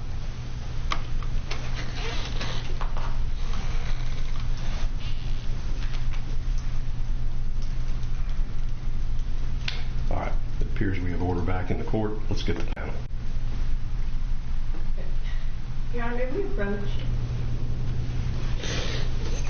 We have the jury's not. I'll ask the witness to step down, ma'am. If you can go ahead and take a step into the hallway for just a moment.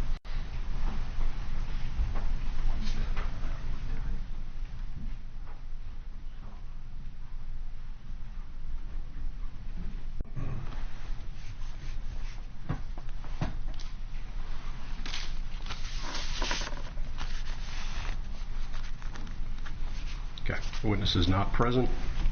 Ms. Hogue. Your Honor, is there a way we can do this at the bench, or? We're making a public record of this. I adjourned because when the state was done, I heard some weeping in the back, and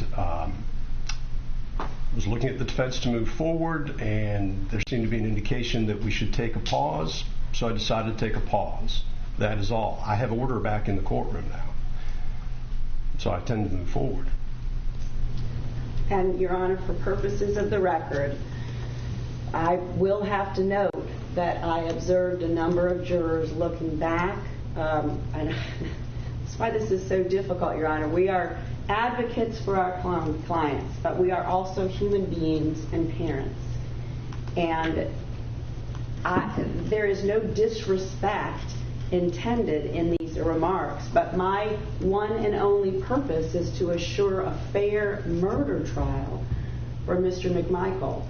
And when jurors hear the weeping with a piece of evidence that is absolutely irrelevant and has nothing to do with the decisions this jury must make, but the law of Georgia allows it to come in, and then left with having jurors hear and see and visualize the emotion, and now to be comforted by someone for whom respect abounds.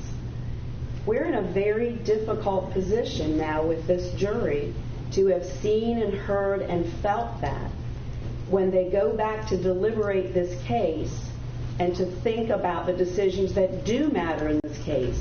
And as beautiful of an in-life photo as that is, it bears no relevance to any issue in this case. So while I appreciate the court taking a break and noting your having heard the crying up at the bench, I have to place on the record that not only did I hear it as well, I saw jurors looking back at what was going on in the gallery and then looking at me. So I'm asking the court to place that on the record. Mr. Goff and I may not agree on a number of things, but the idea that this may not be the best way to handle this sort of case has become now the issue that you asked him to bring to your attention, and that is, has there been any disturbance caused by that evidence? If I could just add, Your Honor was very aware of the issue of emotion in the courtroom and how it plays out in front of the jury. And I think went on the public record and warned the gallery not to engage in that kind of behavior, and I think instructed all of us to make our witnesses aware of any evidence that might come in that would cause that kind of emotional outburst, and did so with the goal in mind of keeping this trial about the evidence. It's becoming less and less about evidence and more about emotion with these kinds of outbursts and those kinds of photographs, which, again, to echo Ms. Hogue, have nothing to do with the issues in this case. A photograph that's 8 years old and bears no real resemblance to the person we saw in February of 2020. So I would join Ms. Hogue's difficult position. I think we're all in the same position on this side of the courtroom. And they can stay. No, Your Honor. All right. So let me tell you what we are. I heard at the bench some weeping, not outward crying, not yelling, nothing along those lines. So the jury was asked to leave, and this was intended to, and I think is a good reminder to the gallery that there shouldn't be any outbursts, no matter what the evidence is, whether it's this photograph or anything else. But I will point out, with what's now beginning to happen here, I do not understand, Mr. Goff, why this motion keeps being made. It is a concern to the court because on the flip side, I've seen a news report where other counsel are indicating that everybody is welcome, come one, come all. We've got a little bit of, there's There's an odd thing going on here that I'm watching to make sure that I've got a clear understanding of as we move forward in this trial. And I've already put my rulings on the record with regard to public access in this courtroom.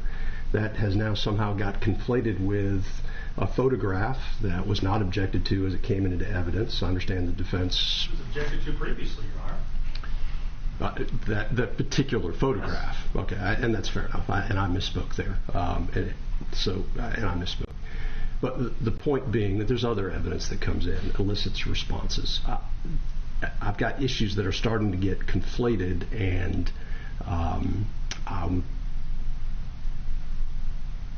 we'll watch what's going on. The court's rulings, again, on public access haven't changed. The evidence is being admitted. It is an emotional trial. That is not unique when it comes to murder trials, which is why the court prefaces a lot of murder trials with, I don't want any outbursts from the gallery. So again, to the gallery, I don't want any outbursts from the gallery.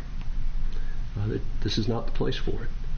We're trying to get a fair trial for the defendants and ensure that the evidence gets presented in such a way where counsel have the opportunity at some point, hopefully in the near future, to make an argument to the panel about what the evidence actually says happened on the day or days involved here. That's what we're doing. And I don't have anything else to say about it, Mr. Goff. I might suggest that the court consider some Supreme Court precedent on access to the courtroom. Maxwell v. Shepard, Stella v. Texas, and I don't remember the other name of the party, but Musladeen, and Justice Souter's concurrence. Well, why don't you tell me what your understanding of it is, and then I'll go ahead and take a look at it, or give me the full cite if you're going to ask this court to do something in the form of a motion. If you're not moving the court to do something, I'm not terribly interested in continuing this conversation. Your Honor, I will file a written motion as soon as I can finish it. You might well imagine that we're talking about issues that we don't ordinarily encounter, even in a criminal case. Well, don't throw up a trial balloon without some support at this point. If you think that those cases in this context move the court to do something, cite them, let me know what it is, and we'll move on from there. Because I've heard a lot of discussion here, and this is the first you're now citing case law on this. So, if you want to file something, go ahead and file it. Thank you, Your Honor. Thank you. Is the state ready with this? I'm sorry, it's not even ready. Let's get the witness back up.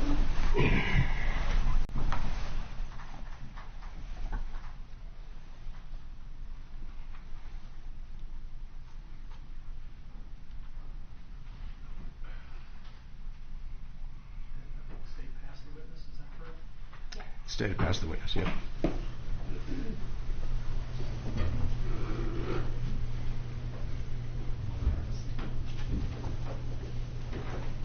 Right, and let me back it up. If you're moving for a mistrial, you need to move for a mistrial. I move for a mistrial. Based on? Based on the presence of people in the courtroom and the public gallery. Your Honor, I have to stop for one moment. We have a witness now on the stand. Okay, if you go ahead and sit down, thank you.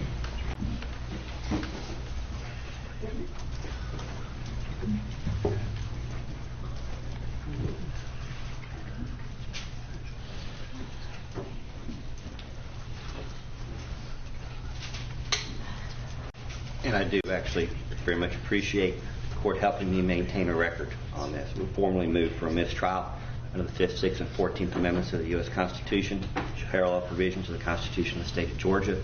We contend that the atmosphere of the trial, inside and outside the courtroom, at this point, has deprived Mr. Bryan of his right to a fair trial.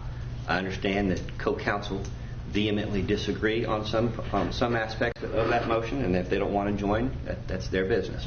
But I represent Mr. Bryan, and my concern, Your Honor, notwithstanding what in my observation would be extraordinary efforts on the part of the court to avoid anything that would interfere with the right of these defendants to a fair trial.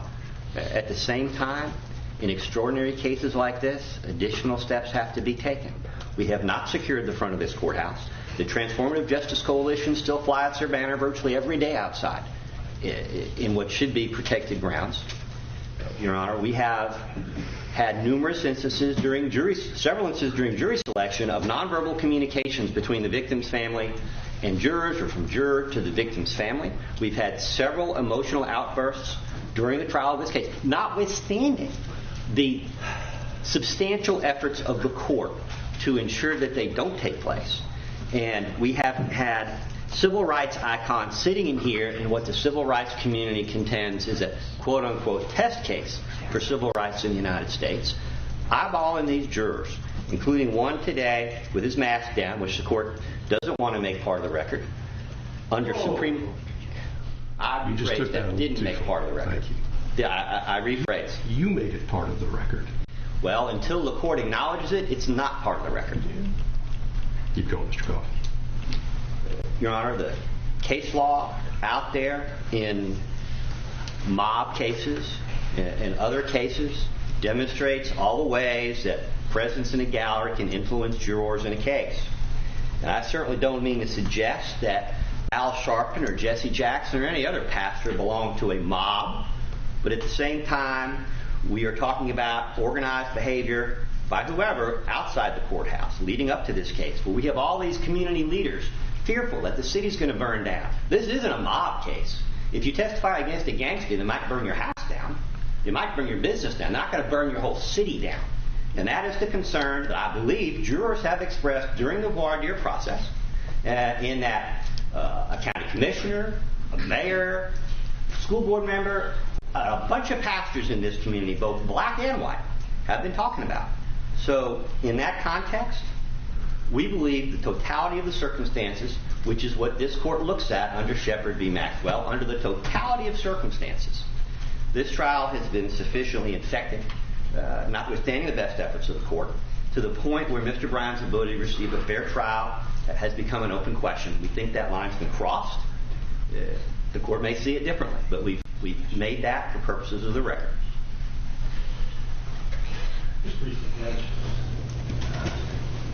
On behalf of Travis McMichael, we're constrained to join. I did notice jurors, a few, noticed the outburst. I don't think it gets any more difficult at moments like this for the family members to have to sit through the evidence. This moment feels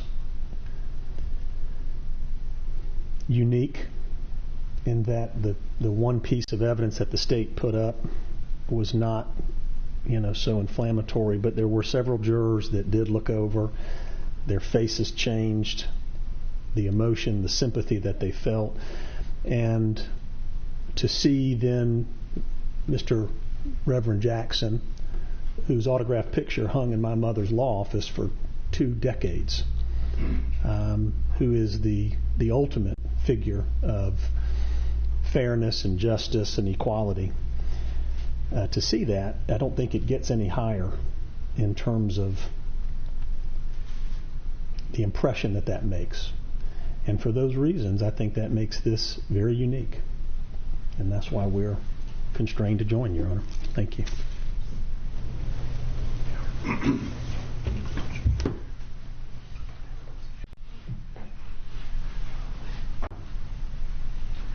Likewise, on behalf of Greg McMichael, we are constrained to join this motion, but for some slightly different reasons I'd like to highlight.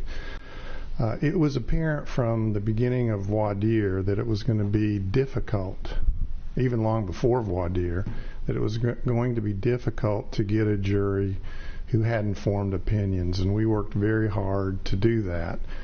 And we would have loved to have had a jury that represents the demographic composition of Glynn County, which would have been 3 or 4 African Americans on the jury. We were not able to do that.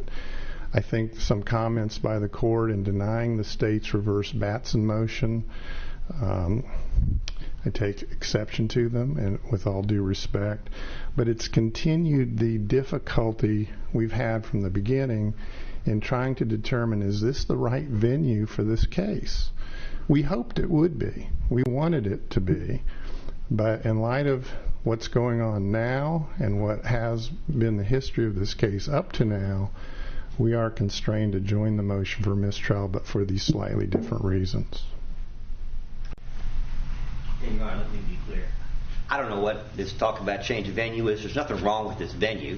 We're not concerned about the venue, but we are concerned about the details as to how this trial has progressed, notwithstanding the extraordinary efforts that this court has made. And I certainly don't want the court to think for a moment that Mr. Bryan and I don't very much appreciate the incredible amount of work the court has put into this and the thoughtfulness. But if the court's not going to grant a mistrial, I would humbly urge the court to consider adopting other precautions to ensure that the court doesn't wind up where the court has to grant that motion. Anything from the state? Yes, Judge. A mistrial is a proper remedy for incurable, fundamental unfairness in the proceedings. There's a case from 1999. Casey, C-A-S-E-Y versus the state, 237 Georgia App 461, where jurors briefly saw the defendant in handcuffs, and that did not require a mistrial because there was no showing of actual prejudice. Quickly looking today, right now on Lexis, what we have is also Bird versus the state, B-Y-R-D. This is a Supreme Court of Georgia case from 1992. It's 262 Georgia 426. Basically holding that because the trial court took prompt, thorough, and curative action, the outburst of the victim's relative did not deny a defendant a fair and impartial trial, and his motion for mistrial was properly denied. This court obviously took prompt, thorough, and curative action by having the jury leave immediately. In addition,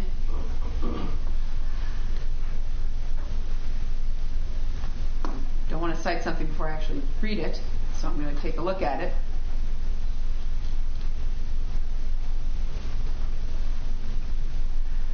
We have Simmons versus the state, 308 Georgia 327, a March 13th, 2020 case.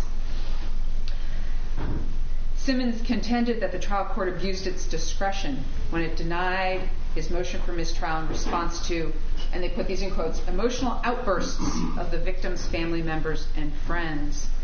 However, the Georgia Supreme Court saw no abuse of discretion. They then cited two numerous cases there, stating that trial courts are vested with great discretion to grant or deny mistrials because they are in the best possible position to determine whether one is actually warranted or not. Measures to be taken as a result of demonstrations and outbursts which occur during the course of a trial are matters within the trial court's discretion. And of course, such discretion will not be disturbed upon appeal unless there's a showing that a mistrial is essential to the preservation of the right to a fair trial. This was minor weeping in the bath, and the court took immediate curative action. Additional action can be taken to instruct the jury there to ignore any sort of emotional outbursts that take place. And at this time, Judge, we ask that you deny any sort of mistrial based on the outburst, it really wasn't an outburst. It was, in the state's position, it was kind of a gulp and a weep, like that. And that was basically all it was that the state heard. So I just want to make sure that characterization, it wasn't somebody shouting, it wasn't somebody, as they say, falling out hysterical, nothing along those lines at all. So we ask that you deny any motion for mistrial on that basis. And ask that the court take kind of into consideration and disregard the how am I trying to say, the mixing up or confluence of multiple arguments about Reverend Jackson being here and that somehow having something to do with the outburst or something like this. These are all very, very separate issues, neither which independently or even together at the same time require manifest necessity for a mistrial. We ask that you deny that mistrial. I believe that's the last word. Yes. Roddie Shepherd, the court's looking at the totality of circumstances here. And under the totality of circumstances, we believe that a mistrial is warranted. I think the states has certainly accurately summarized the relevant law with respect to the court's discretion and with respect to whether an appeals court would reverse a determination by this court. But still, ultimately, it is Your Honor who makes that call. And that's why you get paid the big bucks, because you're the one sitting here as the umpire in the case, the advocates. We all see things from our perspective. You're the neutral here, and you make the call. But I would just submit, under the totality of circumstances in this case, from the commencement of jury selection to today, that these defendants can no longer get a fair trial. It appears, Your Honor, there's some language in these cases about what is now incumbent upon the court. Until the state has to hold the trembling hand of the accused, I would suggest that these types of moments don't impact the state. They favor the state. And it is now incumbent upon the court to decide to grant mistrial or to present curative instruction. I've asked for curative instruction as an alternative at this point. Yeah. Well, the idea that you have to then potentially inquire of jurors and ask them if they heard it and if they noticed it, we're not asking for that. However, we're at 2 strikes. We've had one outburst that's been addressed. Now we've had a second. The court has to decide what to do.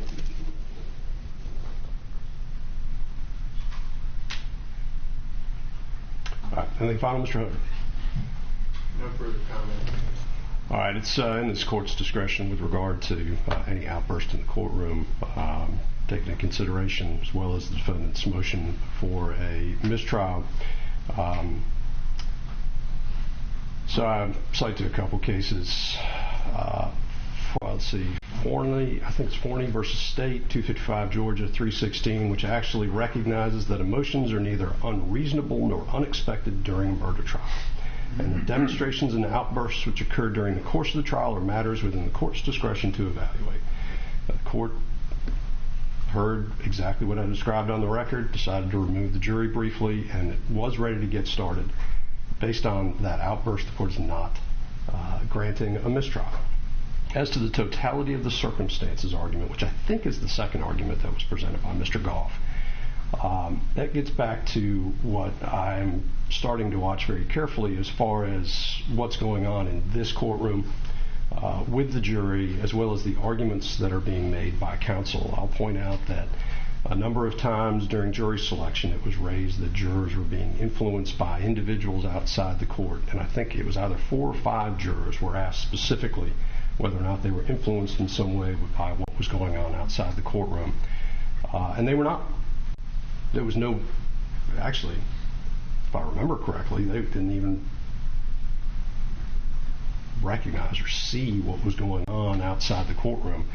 And as counsel are aware, because I have briefed counsel, there are steps being taken by the court during the jury trial to ensure that jurors are not influenced by anything happening around the courthouse. So then we start getting into what we have now with individual members or individuals coming into the courtroom. I will say that is directly in response, Mr. Goff, to statements you made, which I find reprehensible. The Colonel Sanders statement you made last week, I would suggest may be something that has influenced what is going on here. In response to that, and to his credit, Mr. Sheffield made some comments, but did say, come one, come all. And so now the court is faced with balancing a lot of things going on outside this courtroom and doing it in a way that respects members of the public's right to be in the courtroom, as well as what I'm trying to put out there is a fair trial, right? So you need to understand, everybody, that your words in this courtroom have an impact on a lot of what's going on. And so my measured response at this point is to balance all of that out and try to move forward with the trial. I'm not granting a mistrial at this point based on these arguments that are being made, because I think I'm not granting a mistrial at this point, based on the arguments that have been made. Are we ready with the witness from the state? Be Mr. Sheffield.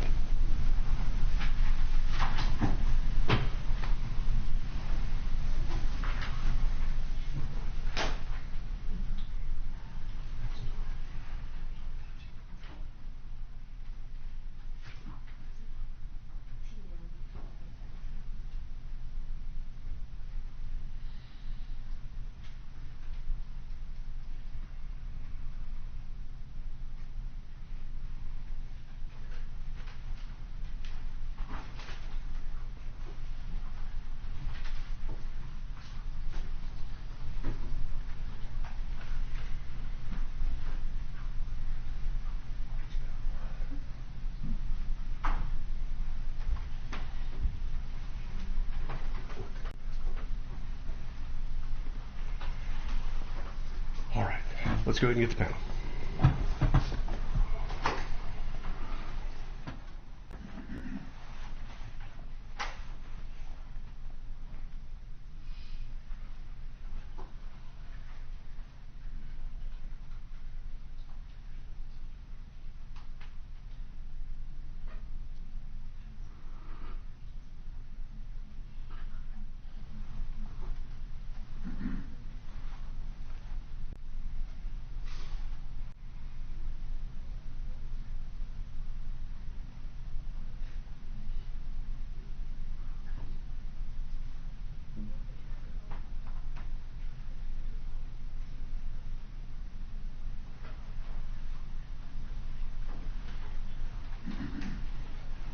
All right, for the jury.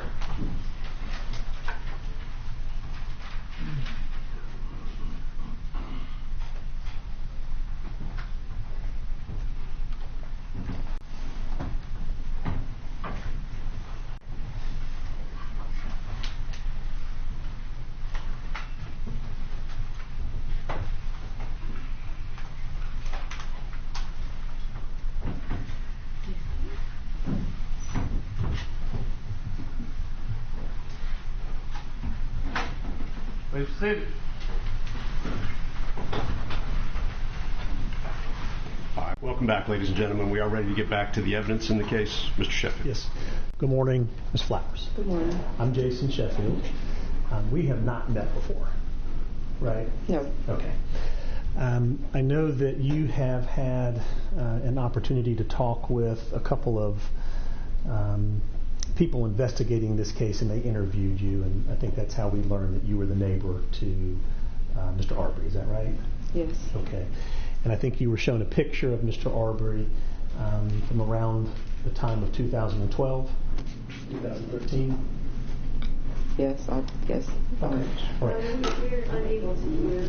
If you would just speak up just a little bit. I'd say, maybe just that microphone, it's very, it needs to be pointed right at you. Or if you try to speak into it. Okay. I'm not sure when the picture was taken. Oh, okay. All right. I want to show you a couple of the pictures. I've shown these already to opposing counsel. I've marked them as Defendant's Exhibit Travis McMichael 12 and 13 for identification purposes. May I approach Ms. Flowers? Thank you. Ms. Flowers, I'm going to hand these to you and just ask you if you recognize the person in these images. Would you take them from me? Do you recognize the person in Travis McMichael's Exhibits 12 and 13? Yes. And who do you recognize that to be? Quiz. And are those fair and accurate depictions of him? Do those fairly and accurately show who he is? Yes. Okay. I move Defendant's Exhibit 12 and 13 into evidence. No objection. Okay. No objection. All right. Very good. Permission to publish? Yes. Okay. I'm just going to show you Defendant's Exhibit 12.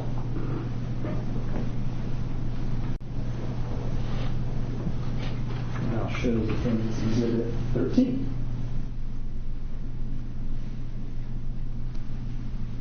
I don't have anything further. Thank you. Anything from the additional defendants? No, Your Honor. No. Oh, they don't hear it. From the page. All right. Thank you, ma'am. You may step down. Thank you, ma'am.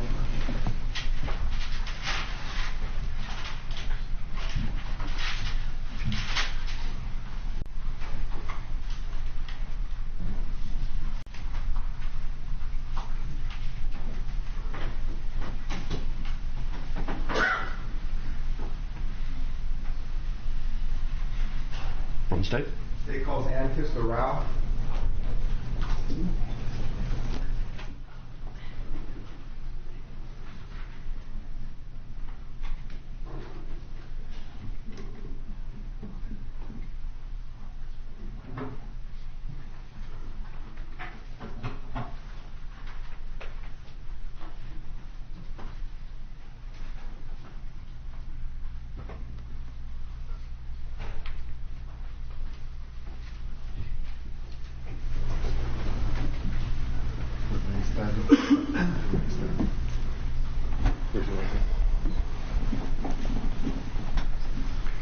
Swear to tell the truth, the whole truth, and nothing but the truth. Yes, I did. Go ahead and see.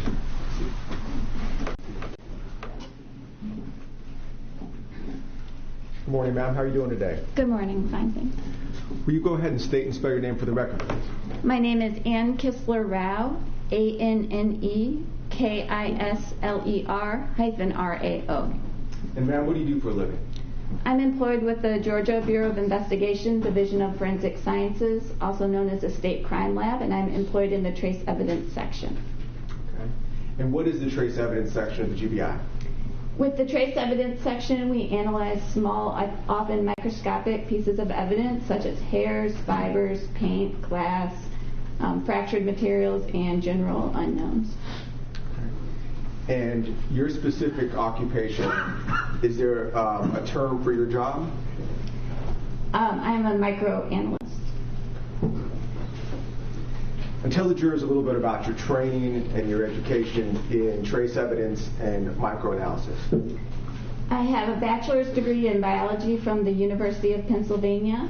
I have a master's degree in forensic science from John Jay College. While I was there, I completed an internship with the New York City Police Department Crime Lab. I have been employed with the GBI Crime Lab for over 15 years, and I've completed extensive training programs in all of the areas that I perform examinations in. And I'm also certified by the American Board of Criminalistics in hair and fiber analysis. And does your certification require you to keep up to date on the current subject matter within your area of expertise, take any sort of continuing learning, education hours, or anything of that sort? That's correct. We have to have certain things like continuing education to fulfill points over the certification period. And how long have you been a microanalyst? For over 15 years.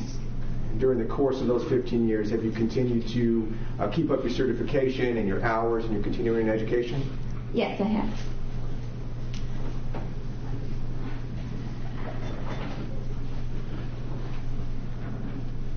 This might be a tough question, but do you happen to know or have a rough estimate about the number of cases you've done analysis on in your time in the GBI? Probably over 1,000 cases.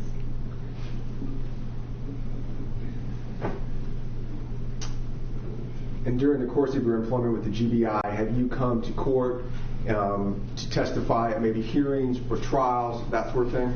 Yes, I have. And have you ever been tendered as an expert before in the court in the state of Georgia? I have. You know roughly how many times?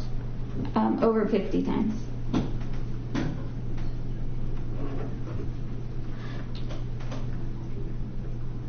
Judge, at this time the state tenders Ms. Kistler-Rao as an expert in trace evidence and microanalysis. No objection. No objection. No objection. She's admitted. Thank you, Your Honor.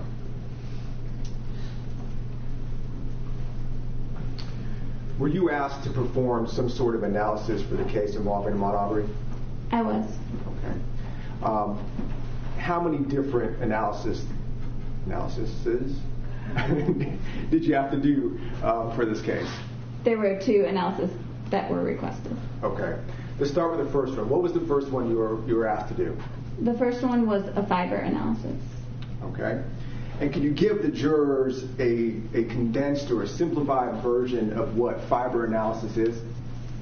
Fiber analysis is typically going to be, we will compare question fibers, which are fibers that are collected off of an item of interest where we don't know what their source is, and we'll compare those to a known source. such as an article of clothing, and determine whether or not those question fibers are consistent with the known source. Okay. When you're comparing fibers, do the types of fibers matter when it comes to comparison? Yes, we can compare any type of fiber. Can you explain to the jurors a little bit more about maybe the difference between natural and synthetic fibers, and maybe the ease with which those types of fibers are able to be compared? Yes, so when we perform a comparison, we go through a number of different steps in our comparison. The first step is using a stereo microscope, which is a low-powered microscope. We use that to examine the general features of the fibers. So this can be done with both synthetic and natural fibers. The next step is the comparison microscope, which is a higher-powered microscope. There are two microscopes that are connected together by an optical bridge where we can see the question fiber and the known fiber at the same time under the same field of view. With natural fibers, we can look at the morphology of the fiber, so you can look at the general shape of the fiber to identify it. If the fiber is colored, you can look at that with both natural and synthetic fibers. With synthetic fibers, there are going to be extra features that you can examine, such as during the manufacturing process, they might add particles called delustrant to the fiber. They can have different cross-sectional shapes to the fiber. There are many different fiber types that you can have, like nylon or polyester. So these are the first two steps of our procedure, and those would be the differences that we would look at between natural and synthetic fibers. Now, is this a multi-step procedure besides those first two? It is. What else do you have to do? The next step would be fluorescence microscopy, which is another comparison microscope where we'll shine different wavelengths of light on the fibers, and different fibers can fluoresce different colors and different intensities, like bright or dull. After that, the next step is called microspectrophotometry, or MSP for short, and this is done with dyed fibers, and it is basically an instrumental technique that you can use to analyze the color of the fibers. So fibers that appear the same color under the regular microscope might give different spectra using this technique. The next step we have is called Fourier transform infrared microspectroscopy, or FTIR for short, and this is done with manufactured fibers, and it can help determine the chemical structure of the fiber, and it will help you confirm what kind of fiber you have. And we can also do a melting point analysis with fibers that melt to compare the melting features of the fiber. You put out a lot of terms for us, okay? So during these various steps, are these steps required in every analysis, or can you tell based on maybe a visual cue which steps you might have to take in each analysis? So depending on what type of fiber you have, you would not complete all of the steps. So for example, if your fiber is not dyed, we would not necessarily be doing the MSP step to analyze the color. If the fiber is a natural fiber, we would not be doing the FTIR to analyze the structure of the fiber, because we can tell that it's natural based on microscopy alone. And in the fiber analysis that you did for this case, were you given a potential sample of fiber to look at? I was.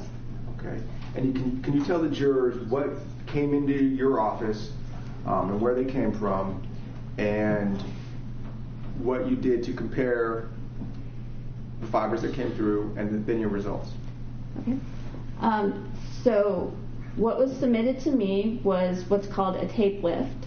So it's where you take a piece of tape to collect fibers on an item, and that'll collect any fiber on the surface of the item. It was submitted by a police department. And then I also received a white t-shirt, which was submitted by our medical examiner's office. And I compared the question fibers. I took a sample of the question fibers from the tape lift I compared 20 of these fibers to the known fibers of the t-shirt. I found that they were consistent in microscopic properties and fluorescence. These were white cotton fibers, so I did not go on to the next step in the procedure because they were not dyed and they were a natural fiber.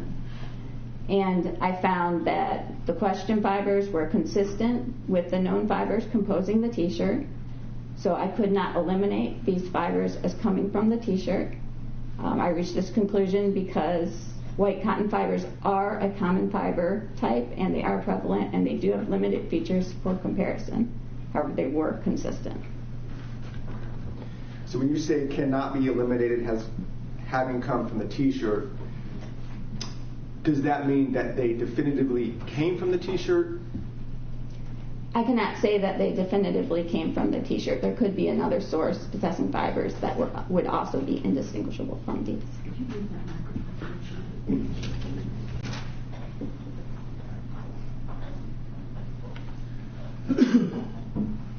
But they were similar in characteristics. They were consistent in all their microscopic properties as well as their fluorescence. Do you know where this take lift came from in terms of evidentiary chain of custody, that sort of thing? I can tell you like where it originally came from, who submitted it to us. Is that who submitted to it and where it actually came from in terms of the crime scene, if you know, and whether it's listed in your reporting? It was identified to us as having being taken off of a truck.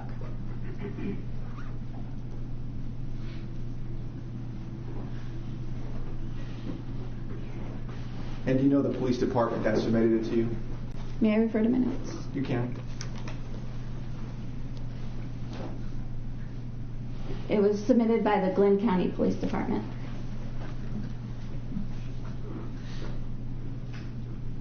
And in your job, you get submissions from all over the state, is that right? We do.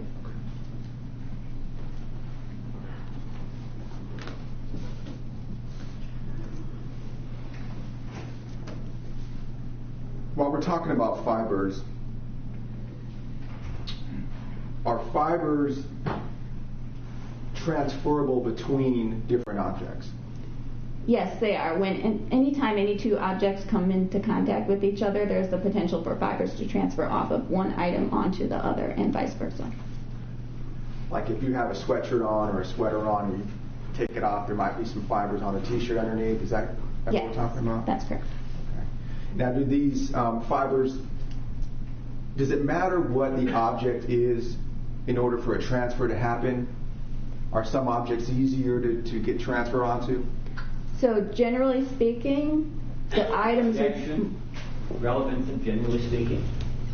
If you have an opinion about this particular case, we'd like to hear it. I can narrow it down, but I mean, I think in general she's able to explain the process of transfer, and then we can narrow it to a specific part of this case.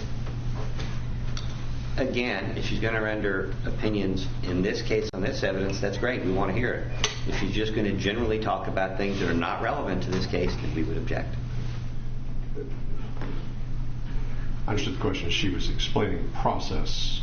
If that's the case, great. But if we're just talking about other cases generally or other experience outside of this case, it's sustained. But if it is to explain her method or opinion, why don't you just restate the question? Sure. Do you know how easy it would be to transfer cotton-type fibers to a truck? Object to the form of the question. If she's got an opinion to a reasonable degree of professional certainty, that's fine. But if this is anecdotal testimony from personal observations that are not peer-reviewed, we've got a problem with that. She tested the fibers. She tested the fibers. It's sustained. When fibers are transferred from a garment to another object, you have to take into account the texture of the items in question. So, for example, a fuzzy sweater is going to transfer fibers a lot more easily than, say, a windbreaker jacket. So a t-shirt would be somewhere in the middle.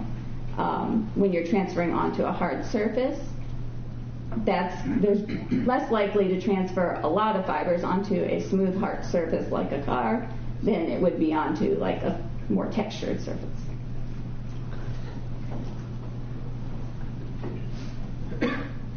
does the amount of fibers left behind on an object have any correlation to strength of, let me rephrase it. Your Honor, I'm going to object and suggest we take this matter up outside the presence of the jury. What's the objection, Mr. Goff? Your Honor, if she has an opinion to a reasonable degree of professional certainty, I have no problem with that. But this is a fishing expedition. I object to it. I'm just looking, and I'm basing that based on the report I received in this case.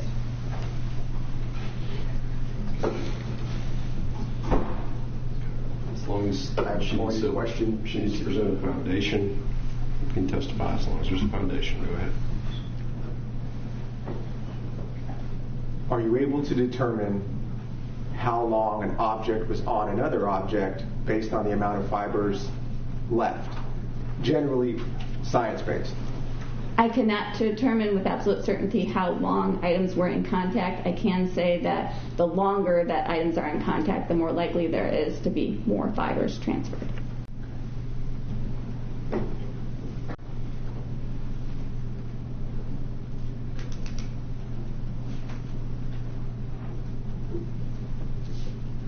Let's talk about the second analysis you did. Okay. What was that second analysis? I was asked to perform a general materials analysis, which is basically the identification of an unknown material. Okay. And where did that material come from that you were asked to analyze? It was identified as coming from the armpit of the body. And the body of whom? Of Ahmaud Arbery.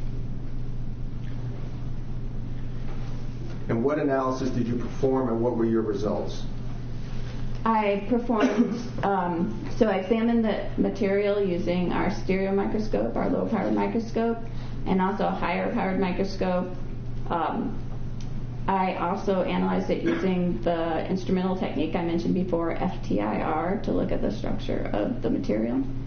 And I found that it was characteristic of botanical material, so this is plant material. It can be things like wood or bark or leaves, pine straw, that type of material. And where did you receive this material from again? This material was received from our medical examiner's office.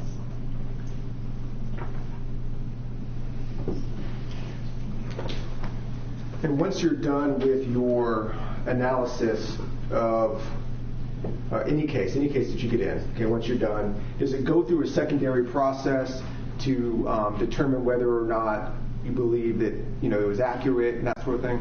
Yes, every case it goes through a peer review process, so a second examiner will look at all of our notes and data and our report and make sure everything supports the findings.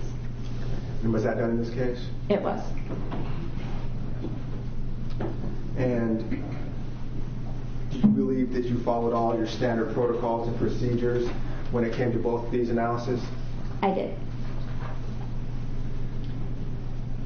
And once you're done doing the analysis, do you document your findings in some sort of report or notes? Yes, I have notes for the case file that we retain in our computer system, and then I will issue a report on the matter. And did you do that in this case? I did.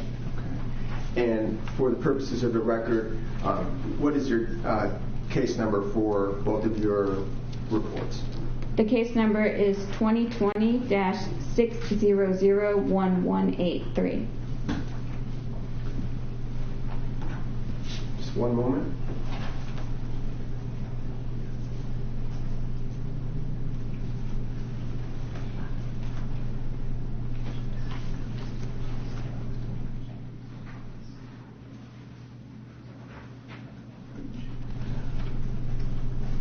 Ms. Kisarab, do you happen to know where that botanical matter came from? It was identified to us as having come from the... You said the armpit it was the under? left armpit area. Okay. But before that, you don't know where it came from? No, I do not. Judge, at this time, the state will pass the witness subject to redirect.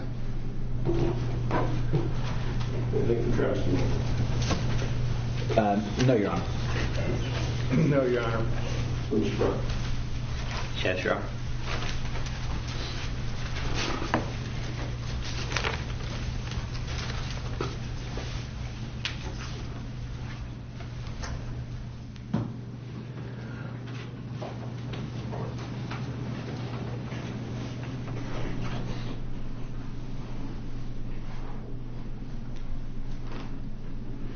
Good afternoon, young lady. Good afternoon. My name's Kevin Goff. I represent Mr. Bryan. I have just a few questions for you. Okay.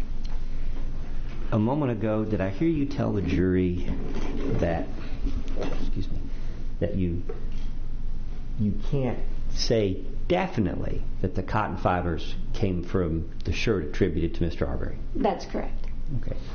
But your report doesn't say, that's not the words in your report, are they?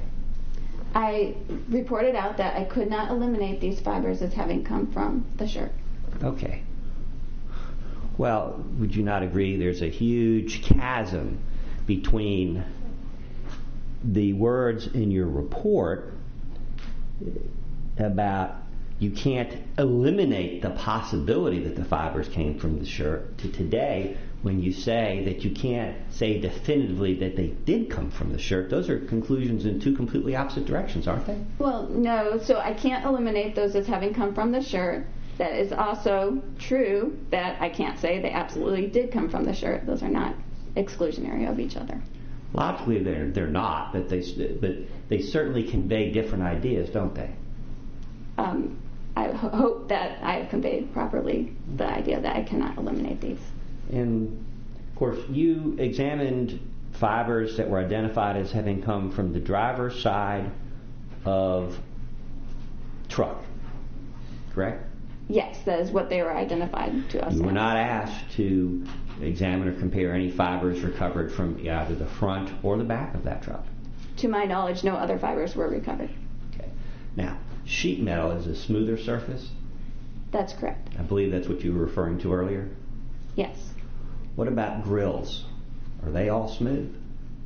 They have a smooth surface. Potentially things could get caught in areas of a grill. Hood ornaments, also not smooth. They do have some sharper edges.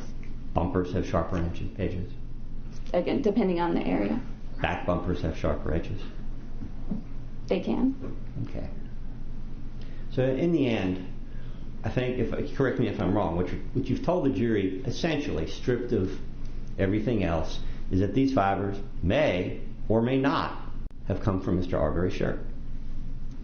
They are consistent in all their properties. They could have come from this shirt, but they also could have come from another source possessing fibers of the same characteristics.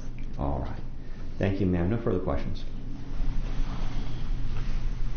Any redirect from the state? No, Judge. Thank you, ma'am. You may step down.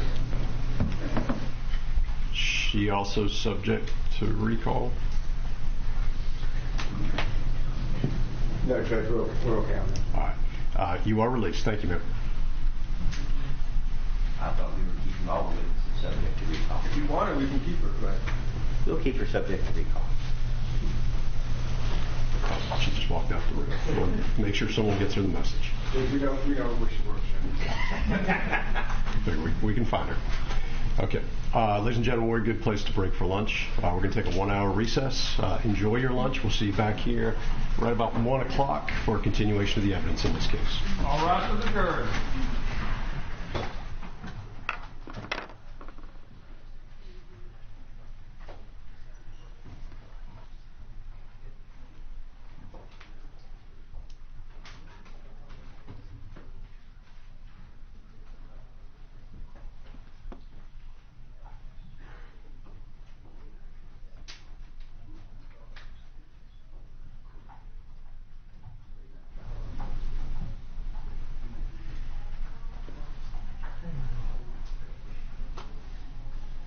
All right.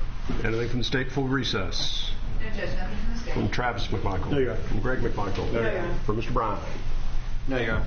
We're in recess until 1 o'clock. Thank you.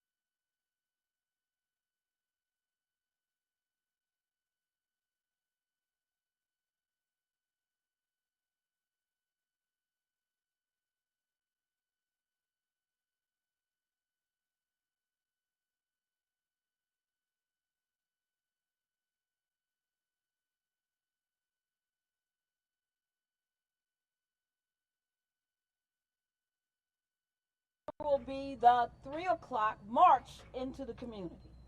I just want to say to all the black pastors and our allies around the country, come here. The judge was right today in rebuking the defense.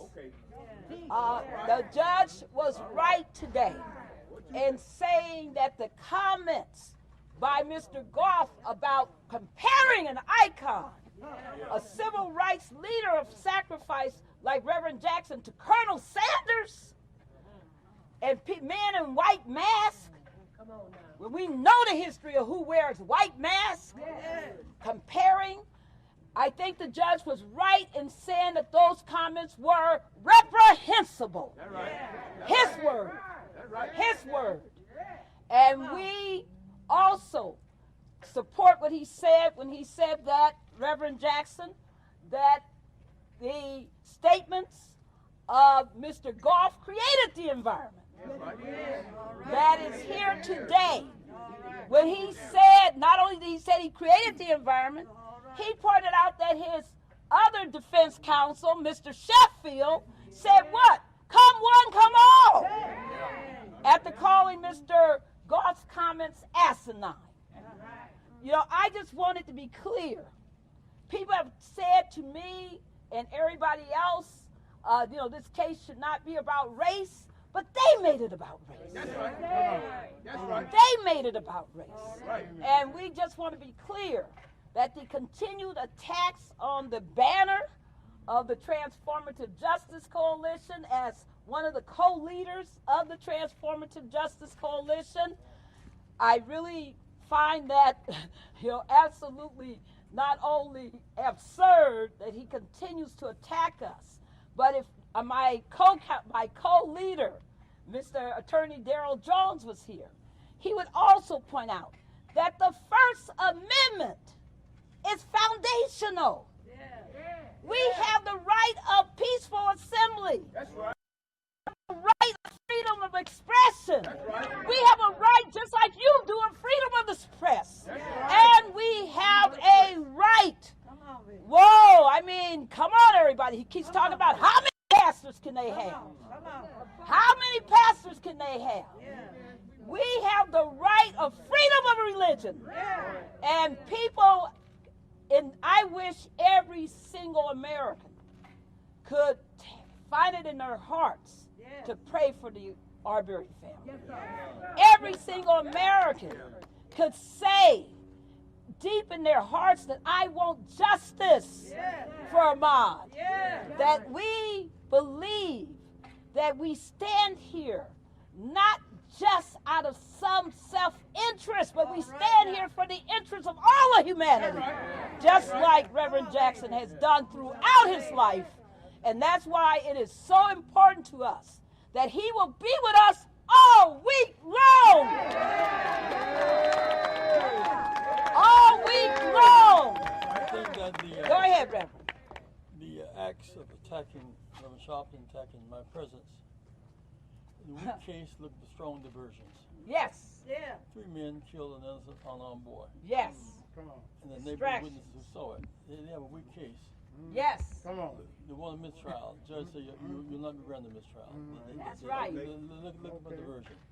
To me, the burden is not just ethnic; it's also ethical. Not just black and white, but wrong and right. I think that the ethical issue is that this community wants to, the community that we're in today, want to be a sanctuary for killers, sanctuary for development. And I think that here's 9 white women in the jury, 1 white man, 1 black man. We think our person would influence white women to vote one way or another is a bit absurd. But if you flip the script, 11 black jurors and 1 white juror. Okay. Black judge, black prosecutor, black defense lawyers. And you eliminate the 70 white jurors based upon that's, do you know who Abraham Lincoln is? Do you know who? What you say, Reverend? If they flip the script, that is anxiety. Says about the makeup of the jury, but yet there's a decency factor in this sound. They're afraid of the decency factor rising up. Yes, there's a new Georgia, there's a new America. I grew up in the South. I didn't know what was new about the South. And when I look at it and I see Georgia and Georgia Shakes in the big game, Judge Jackson with the Bulldogs. Skin color, not skin color. We're growing up. So Georgia won for Joe Biden last time around, contrary to Trump's opinion. Right. He grew up south of growing up. Thing. Any questions before we go? Yes, any questions from the media? Reverend, last week you were misidentified by defense attorney Kevin Goff. Today, you've heard different language, but essentially the same motion, the same concern was raised in the room. What was the reaction hearing those defense attorneys essentially call for mistrial because of your presence today? I've been called other names other than Jesse Jackson. He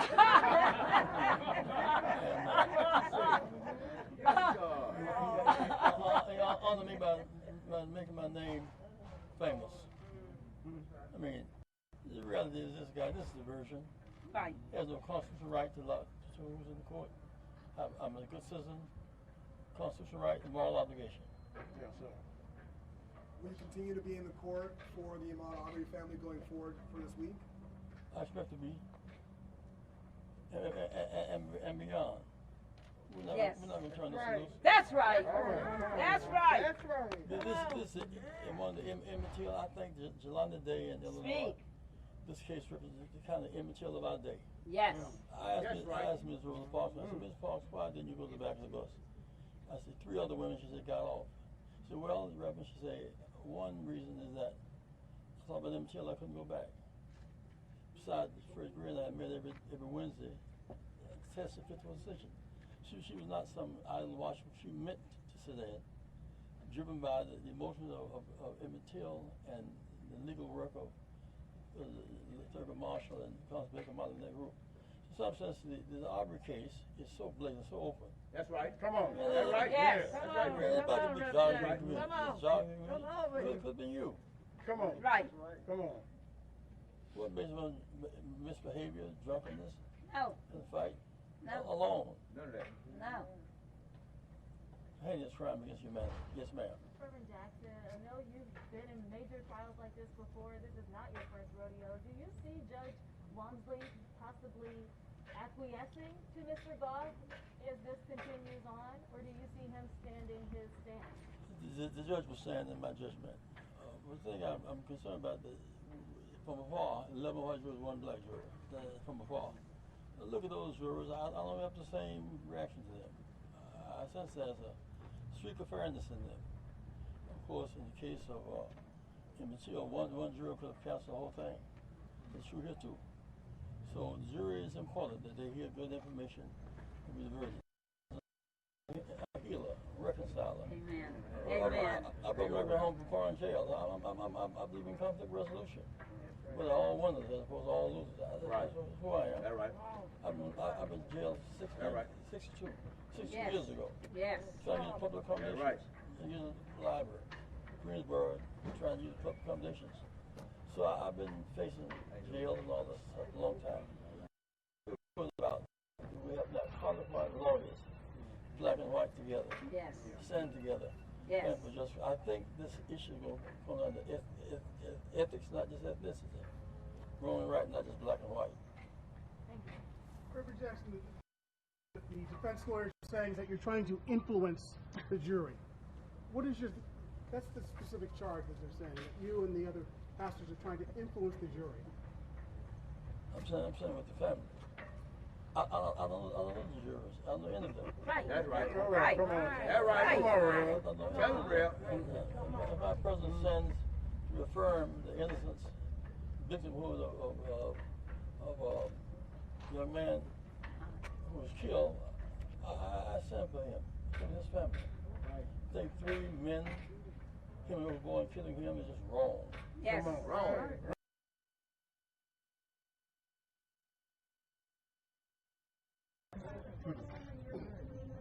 Yeah. Huh?